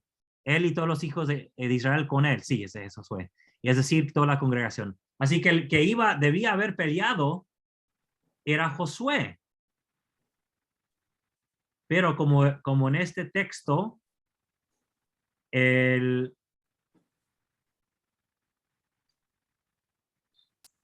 wow, estoy confundido. Bueno, ok, pero de acuerdo con este texto, Josué ni siquiera se aparece y el héroe es el sacerdote. ¿Por qué? Porque aquí de nuevo vemos un conflicto entre el sacerdocio levita y el sacerdocio marianita. Ahora, pierden su fama los marianitas. En Números, aquí de nuevo el nombre es Reuel, el nombre edomita, como habíamos visto antes, del suegro de Abraham. Es interesante porque él aquí le ruega Moisés a Reuel que, bueno, de hecho habla con el hijo de Reuel, que es Obab aquí. Igual, su familia, pero le dice, te ruego que no me dejes, porque tú sabes dónde debemos acampar en el desierto y serás como ojos para nosotros. En otras palabras, el que guiaba al pueblo era alguien madianita. Alguien con esta familia de sacerdocio guiaba el pueblo, porque tú sabes dónde debemos acampar en el desierto y serás como ojos para nosotros. Pero ¿qué pasa después? Así partieron del monte de Jehová, camino de 3 días, y el arca del convenio, que representa, recuerden que los egipcios tenían sus arcas también, de Jehová fue delante de ellos, camino de 3 días, buscándoles lugar de descanso, y la nube de Jehová iba sobre ellos de día, desde que partieron del campamento. En otras palabras, los que guiaban antes eran los madianitas, pero aquí están diciendo, no, ahora Yahvé no está con los madianitas, Yahvé está con los israelitas que llevan el arca y los guía la nube de Yahvé. Tienen como quieren, pero reconocen, es interesante que reconoce que Madián tenía un papel de liderazgo. Y Moisés hasta le dice, no, tú eres nuestro guía, tú sabes a dónde debemos ir. O sea, reconoce que en algún momento Madián tenía un papel de liderazgo, pero terminaron los levitas en ese papel. En Jueces dice, segundo, mientras voy moviendo. Bueno, en Jueces 1:16 habla de los hijos de Seneo, suegro de Moisés, subieron de la ciudad de las palmeras con los hijos de Judá al desierto de Judá, que está al sur de Arad, y fueron y habitaron con el pueblo. Así que ¿a quién le creemos? ¿A Números que dice que no fueron con ellos, que se apartaron? Bueno, debería seguir leyendo. Dice, y serás... bueno, hay una parte donde dice que no, que deciden no ir y se apartan. Creo que no lo incluí. Pero si leen el capítulo 10, deciden no ir con ellos y se apartan, los madianitas. Pero según Jueces, los madianitas sí se quedaron y estuvieron en la tierra. Así que ¿a quién le creemos? ¿A Números o a Jueces? Bueno, no sé. pero vemos de nuevo dos versiones a la historia. No solo eso, pero vemos que en Números la esposa, jamás se dice que la esposa de Moisés es madianita. De hecho, lo que dice es que es etíope o cusita, que es una mujer de raza negra, porque así eran ellas de esa tierra. Así que por alguna razón cambia a la esposa de Moisés. ¿Puede ser que tenía más de una esposa? Claro que sí, porque así era la cultura. Puede ser que sí. Pero mi punto es que el texto no dice eso. Éxodo dice que la esposa era madianita. Números dice que la esposa era etíope. Así que hasta le cambiaron la esposa e hicieron que los madianitas fueran enemigos. Bueno, aquí no, aquí dice que se fueron en el capítulo 10.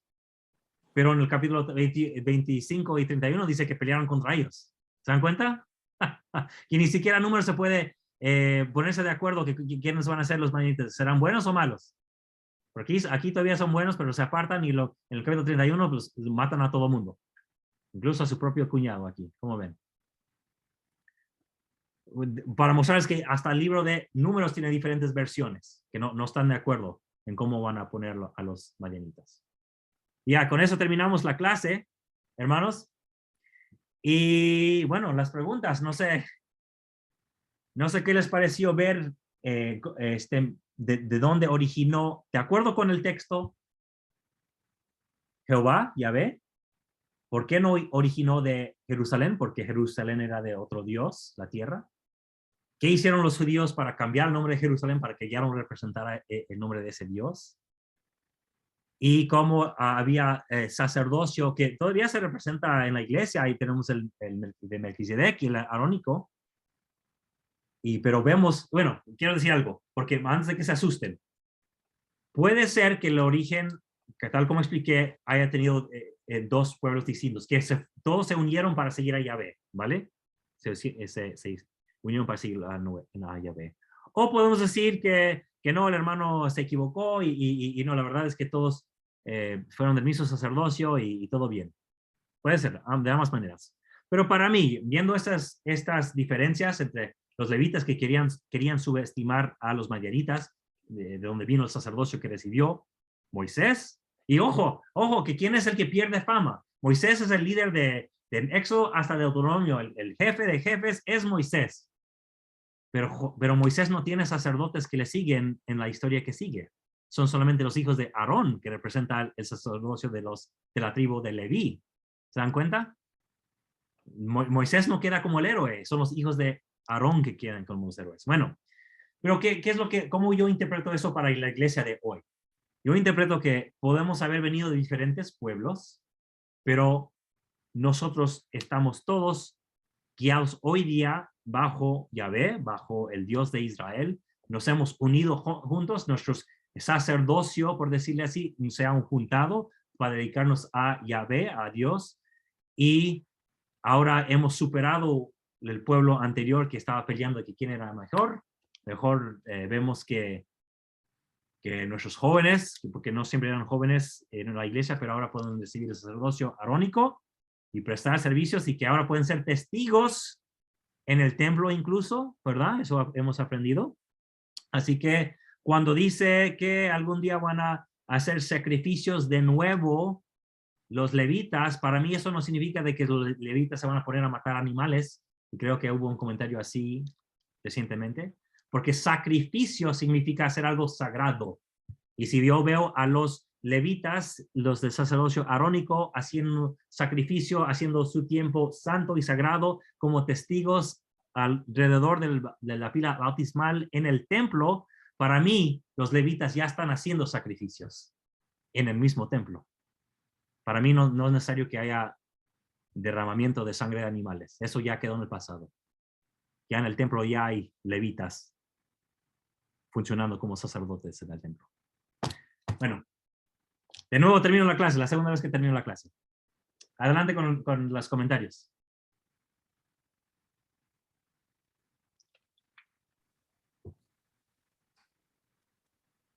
Parece que nadie quedó con ganas de... Hermano James. Bueno, en mi caso no es que no haya quedado con ganas de comentar, es que es mucha información para procesar.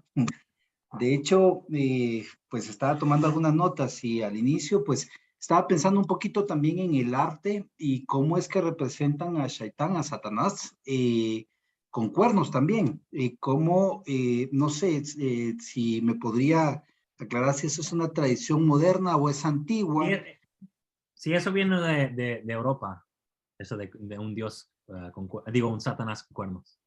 Pero hay algunos pasajes que relacionan lo malo con unos, no me acuerdo la palabra en hebreo, de unos, yo digo chivos, ¿qué es la otra palabra para chivo? Cabras.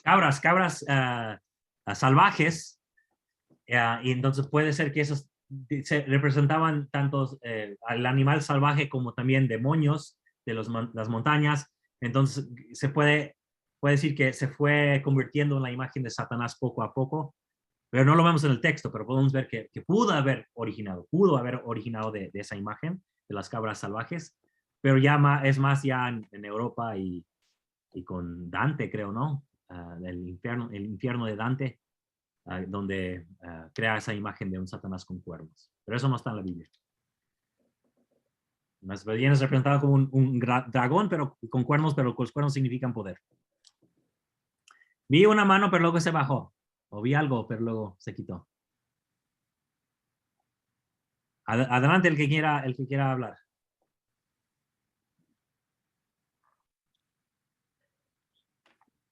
Esta clase también la voy a poner en YouTube porque no pudimos verla completa. Sí, para el siguiente domingo. Ok. Sí, porque salimos con los misioneros. Está bien. Bueno, hermanos, parece que nadie quedó con deseos de hermano a Franco.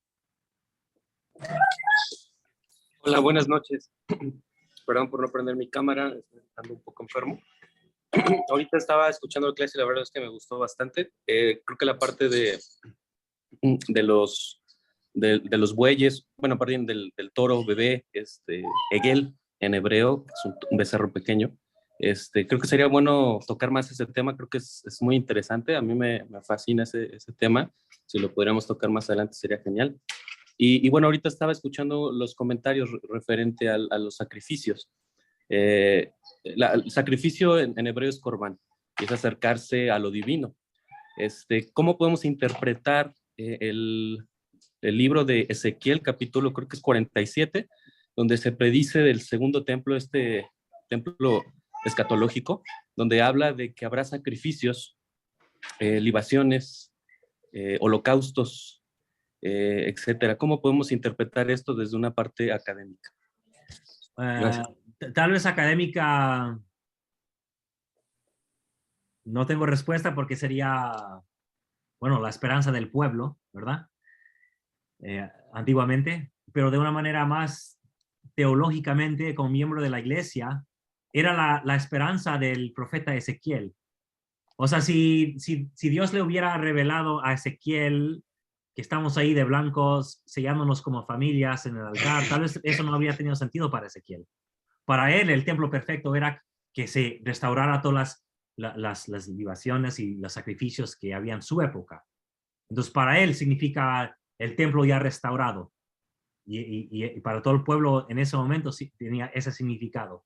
Pero para nosotros, yo creo que ya no habrá más sacrificios de animales. Algunos creen que sí, tomando ese pasaje donde dice que los levitas de nuevo van a hacer sacrificios.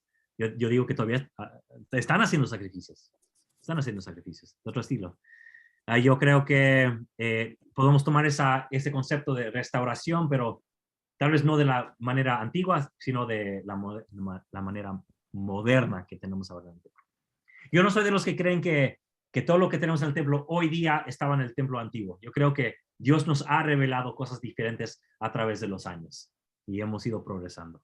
Pero sí tenemos muchas cosas interesantes, por ejemplo, en los Salmos y por ejemplo, en Isaías, como creo que es 66, donde dice que, y es algo muy fuerte, y algunos se ofenden, es que no lo voy a mencionar todo, pero fíjense cuántas personas van a poder entrar en el templo de acuerdo con, creo que es el capítulo 65, creo. Si no sé, ahí lo van a encontrar. Donde habla de todas las personas que van a poder entrar en el templo, y luego dice, van a recibir el nombre y van a recibir, en hebreo dice, una mano. Bueno, ¿quién recibe nombres y manos? Solamente los miembros de la iglesia de Jesucristo, los santos de los últimos tiempos en el templo, porque recibimos nombres y hacemos saludos, ¿verdad? De mano. Y eso están en Isaías. Bueno, hermano James. No, creo que cambié el tema con esa pregunta, no lo siento. Está bien, pero bueno, realmente tenemos aquí en casa una pregunta. Ok, sabemos que existe un solo sacerdocio y uno es el mayor y el otro es el menor, pero siguen siendo un mismo sacerdocio. El sacerdocio según el orden del Hijo de Dios, pero vemos en todo esto una serie de situaciones donde sacerdotes de un tipo pues comienzan a tomar relevancia y el sacerdocio levítico o menor es el que se queda con todos los ritos y además pues barre de la historia prácticamente al sacerdocio de Melquisedec.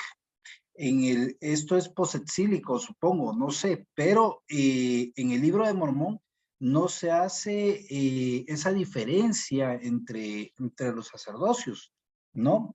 De hecho, pues ellos venían de la tribu de José, al unirse con la gente de Zaraemla, pues, ¿cómo se llama? Se unen a la tribu de Judá, que es lo que creo, y pues restauran la casa de David aquí en Américas. Por eso mismo creen que, o siento que ellos creen que Jesucristo iba a nacer acá en América. Eso es lo que yo puedo ver entre líneas, entre lo que tenemos en el relato. La pregunta es, ¿cómo llegó el sacerdocio mayor, de acuerdo a los textos académicos que podemos tener frente a nosotros, a desaparecer y perder relevancia en la historia? No sé si me explico. Sí, y yo creo, y ya voy a ser completamente, no voy a correr aquí. Yo creo que siempre había un sacerdocio de Melquisedec, bueno, ese sacerdocio mayor, que existió entre el pueblo. Por ejemplo, la división de los levitas, y recuerden, Moisés siempre estaba encima de los levitas, incluso encima de, o sea, con más autoridad que Aarón mismo, el sumo sacerdote. Y ellos llegan ya en el capítulo 32 con su autoridad de Éxodo. Pero ¿qué es lo que vimos en el capítulo 12 de Éxodo? Cada familia tenía que hacer su corderito y ofrecerlo y comerlo como cena. En el hogar, cada familia sacrificaba su propio cordero. Ahí no vemos mención de sacerdocio, pero yo puedo entender que están haciendo un acto de sacerdocio como familia, ¿verdad? Como familia en su hogar. Después el conflicto que vemos no conflicto, pero salen ganando los levitas, que ellos tienen más privilegios, pero eso no significa de que dejamos de ver a otros grupos todavía haciendo cosas aparte. Por ejemplo, vemos en Números que los jefes de las tribus, de cada tribu en Números, ofrecen en los primeros, donde están el censo de las tribus, en los primeros 10 capítulos de Números, vemos que ellos hacen ofrenda, pero no tenemos explicación, pero de cada tribu. Y dicen, bueno, ¿por qué pueden hacer ellos ofrendas si no son levitas? Así que para mí, yo todavía veo algo ahí. Y vemos otros ejemplos, por ejemplo, Samuel, el sacerdote, cuando llegó a... De hecho, Elí también, pero creo Samuel, ¿de dónde vino? De los montes de Efraín. Era de Efraín, ¿verdad? Y él termina siendo el sumo sacerdote del templo. Y vemos de que de vez en cuando David hace sacerdocio y se pone el manto, ¿no? Y que entra y cuando muere su primer hijo con Betsabé, va al templo, se lava, se cambia la ropa y entra al templo. O sea, ¿cómo entra al templo si yo creía que solamente los sacerdotes podían? Y vemos a otros que de repente hacen sacrificio. Antes de haber levitas, Abraham hace sacrificios, Jacob hace sacrificios. Perdón, hermano Noé. Sí. Hay un versículo en la Biblia que se encuentra en Malaquía 1:11 que da una idea muy interesante. Dice, porque desde donde el sol nace hasta donde el sol se pone, es decir, la bolita del mundo, como decimos acá, es grande mi nombre entre las naciones, y en todo lugar se ofrece a mi nombre incienso y ofrenda limpia, porque grande es mi nombre entre las naciones, dice Jehová de los ejércitos. Ese versículo es muy interesante, que a veces nosotros creemos que el sacerdocio mayor está supeditado a una nación, a un solo pueblo, y ahí está diciendo que desde donde sale el sol hasta donde se pone, hay un sacerdocio mayor ofreciendo sacrificio a Dios. Es un asunto, yo diría, de competencia o de buscar exclusividad. Pero si somos cristianos abiertos al amor de Dios y a las alas de Él que se abren a todo el mundo, nos damos cuenta de que no es así. Así es, y buenísimo ejemplo, porque vemos qué es lo que pasa durante toda la historia, y lo que se nos ha dicho siempre es que solamente los levitas pueden tener el sacerdocio. Bueno, solamente pueden tener su sacerdocio, ¿verdad?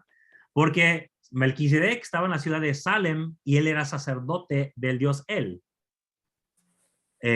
Jetro estaba muy lejos en Madián y era sacerdote del dios Yahvé y estaba en otro lugar.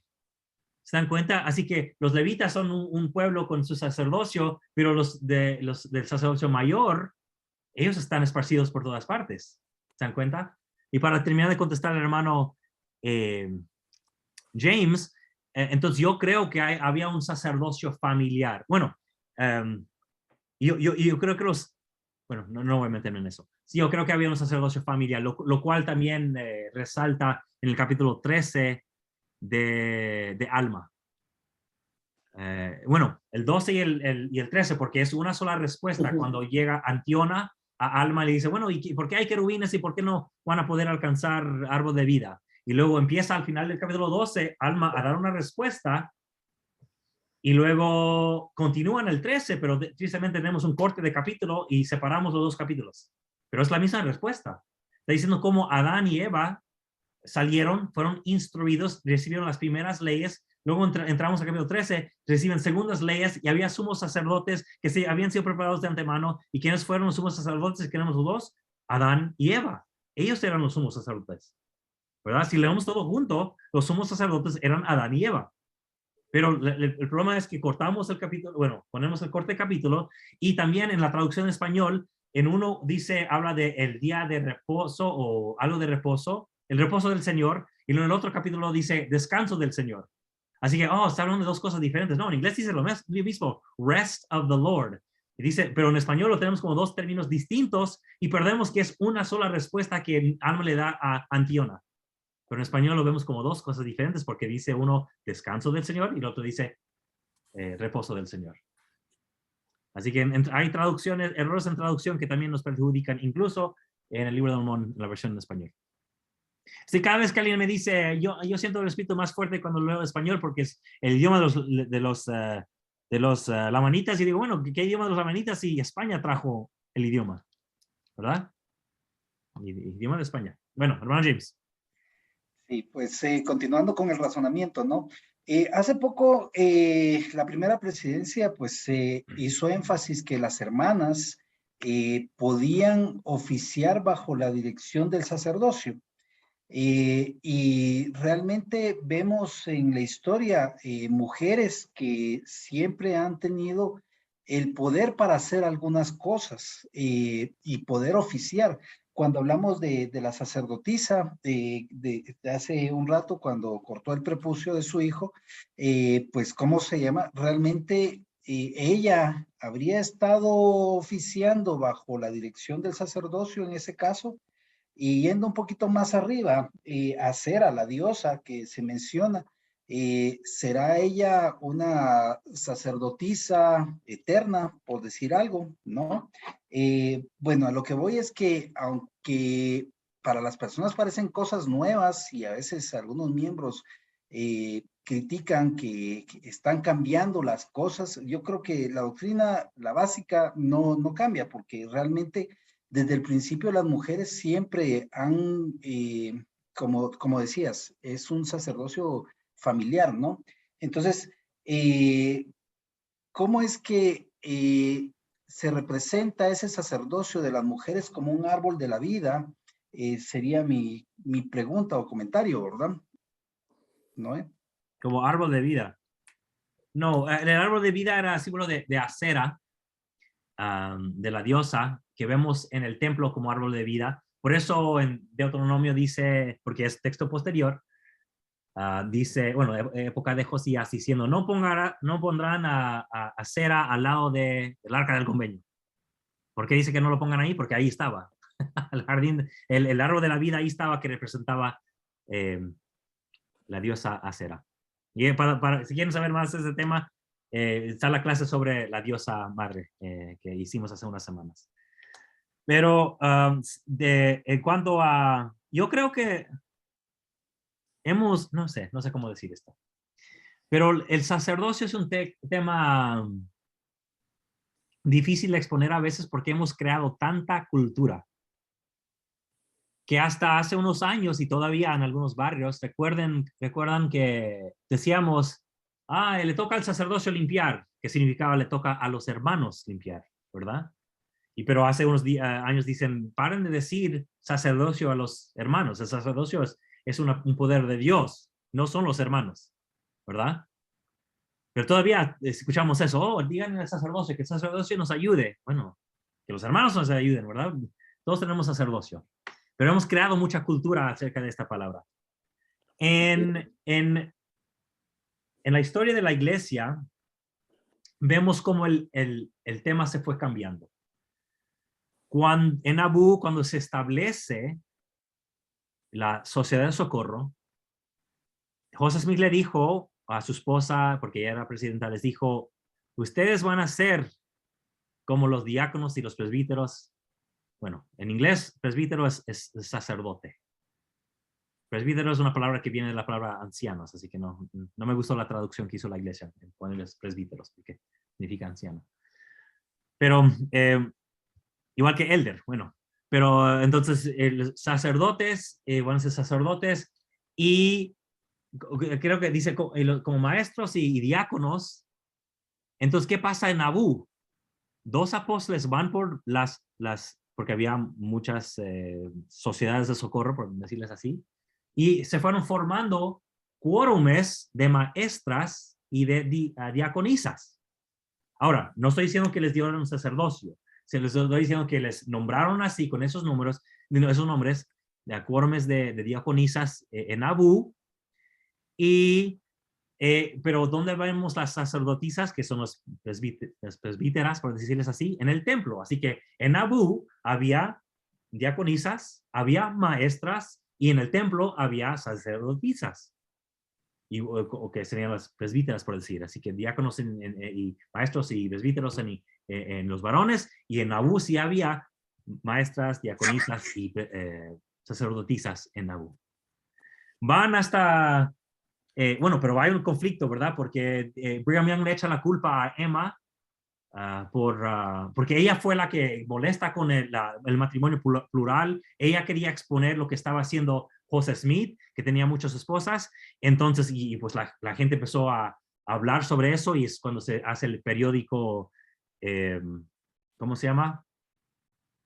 No me acuerdo, pero el que decide... Hiram Smith, yo le he leído la minuta del consejo de Nauvoo, donde Hiram Smith se levanta y dice, hay que quemar ese edificio, y van esa noche y queman el edificio, y luego se enoja el Estado y van y buscan a José Smith, se esconde, y luego Emma es la que dice, no, por favor, regresa, ve y haz lo que tienes que hacer ante la corte, porque no quiero que nada te pase. Entonces Brigham Young le echa la culpa a Emma, diciendo, no solamente fuiste tú la que hiciste que todo el mundo se supiera de que tenía muchas esposas el profeta, sino que también hiciste que regresara cuando estaba escondiendo. Así que por tu culpa murió el profeta, entonces no habrá más sociedad de socorro hasta que yo diga. Y pues Emma se queda en Nauvoo, la iglesia se va, llega hasta Utah, y en esas fechas, y tenemos los diarios de las hermanas, donde dicen, con el sacerdocio pudimos orar y sanar personas. Tenemos muchos relatos donde las hermanas imponían las manos y daban bendiciones, muchos. Y luego se cambia el lenguaje, dice, no, no estamos haciéndolo por sacerdocio, y las hermanas mismas lo dicen, y también los líderes dicen, no es por el sacerdocio, sino están actuando bajo el nombre de Dios. Que es interesante que hoy día decimos que el sacerdocio es el poder de actuar bajo el nombre de Dios. Y la explicación antes de decir que no era sacerdocio es decir que estaban actuando bajo el nombre de Dios, no sacerdocio. Luego se cambia y dice, no, ya acercándose a los 1900, y cambia, dice, no es por el nombre de Dios, sino es por sus oraciones, pueden todavía hacer bendiciones. Así que yo tengo una carta que mandó creo que es 1907 o 10, pero fue en esas fechas, de la primera presidencia, que es José F. Smith, donde escribe a las hermanas, es una carta de la primera presidencia, dice, las hermanas quieren saber si todavía pueden dar bendiciones imponiendo las manos, y dice la primera presidencia, sí, no vemos ningún malo en eso, pueden seguir dando bendiciones, pero no es bajo el sacerdocio. Lo están haciendo por su, no sé, no me acuerdo la explicación. Y eso continúa, pero ya, entonces ya se quitó la palabra sacerdocio. Una de las presidentas de Sociedad de Socorro, y para los que dicen que presidenta no es palabra, hace años que la Real Academia aceptó la palabra presidenta, así que sí existe la palabra.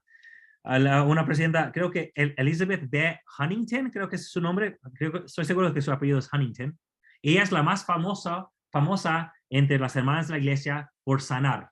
Le llamaban y iba por toda Utah, iba y cada persona sobre la cual ponía sus manos en bendición se sanaba. Se hizo famosa la hermana porque bendecía a todo el mundo.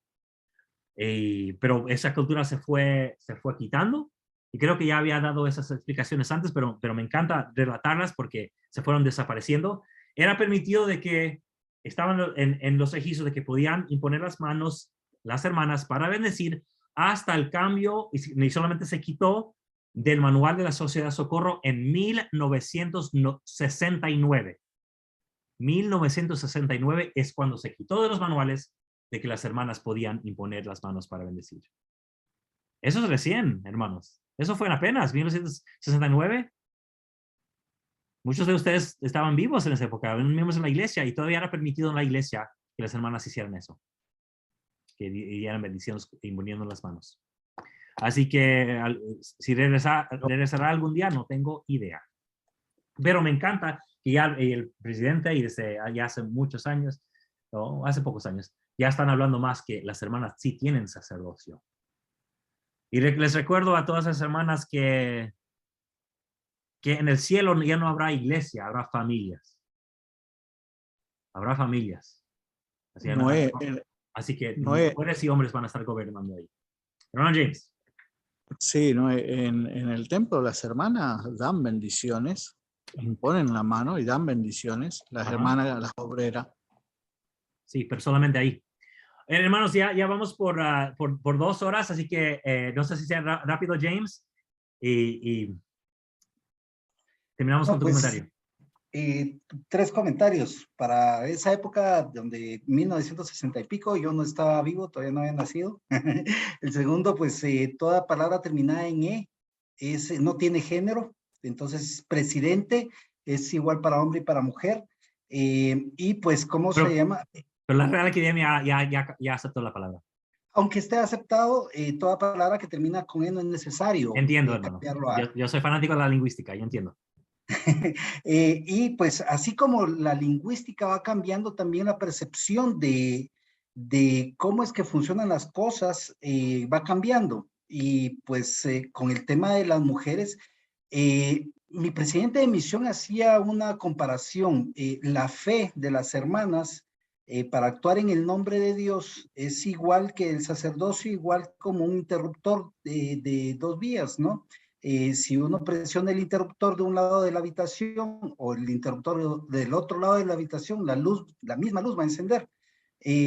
Las hermanas tienen el poder para poder dar a luz, y los hermanos tenemos la obligación de traer la salvación a los hombres por medio de administrar las ordenanzas salvadoras, cosa que es diferente con las hermanas. Las hermanas dan vida, ¿verdad? Y nosotros los hombres oficiamos en las primeras ordenanzas que permiten a los hombres entrar a la iglesia. Es decir, una mujer no puede bautizar a otra mujer, por decir algo. Al menos yo no sé de casos que sean así. No sé si esto en la historia de la iglesia pues ha sucedido, mujeres bautizando a mujeres. No. No, tampoco he visto nada similar a eso. Entonces, ya para terminar, ya vamos por las 2 horas. Quiero terminar con mi testimonio. Yo sé que estamos en una iglesia que está en desarrollo. Vamos creciendo y vamos aprendiendo. Tanto en la antigüedad como en época moderna, seguimos creciendo. Hay algunos que creen que no, ya lo tenemos todo y es lo mismo que se ha habido siempre. Y dice, no, hermano, dice la escritura que Dios es el mismo ayer, hoy y para siempre. Sí, Él es el mismo. No significa de que nosotros seamos los mismos, ¿verdad? Hay cosas muy diferentes. Y hemos tenido que aprender a través de los años. Él es igual, nosotros no. Hermanos y hermanas, yo sé que Dios nos ama, y nos ha dado un sacerdocio para bendecirnos como familia. Seamos hombres o mujeres, podemos bendecir al mundo, llevando la luz de Cristo al mundo. Me encantan estos temas para ver cómo había conflictos en el pueblo. Todavía hay conflictos en el pueblo. Y como en las escrituras podemos escuchar muchas voces. Tal como una clase de domingo podemos escuchar muchas voces en una clase, opiniones. Y lo vemos en el texto también, porque todos somos diferentes. Todos queremos explicar las cosas a nuestra manera, pero yo creo que es mejor cuando la paz gobierna. Entonces, aunque Jerusalén haya venido de la ciudad del dios Salem, aunque haya originado así, todavía puede ser una ciudad de paz, y todo lugar donde nosotros moramos puede ser un lugar de paz cuando seguimos a Jesucristo. Eso es lo que es importante. Es interesante ver lo antiguo de dónde originó, pero hoy día podemos aplicar lo importante para nosotros. Pero es bueno conocer el pasado. Les dejo esto en el nombre de Jesucristo. Amén. Y con eso termino la clase. Adiós, hermanos.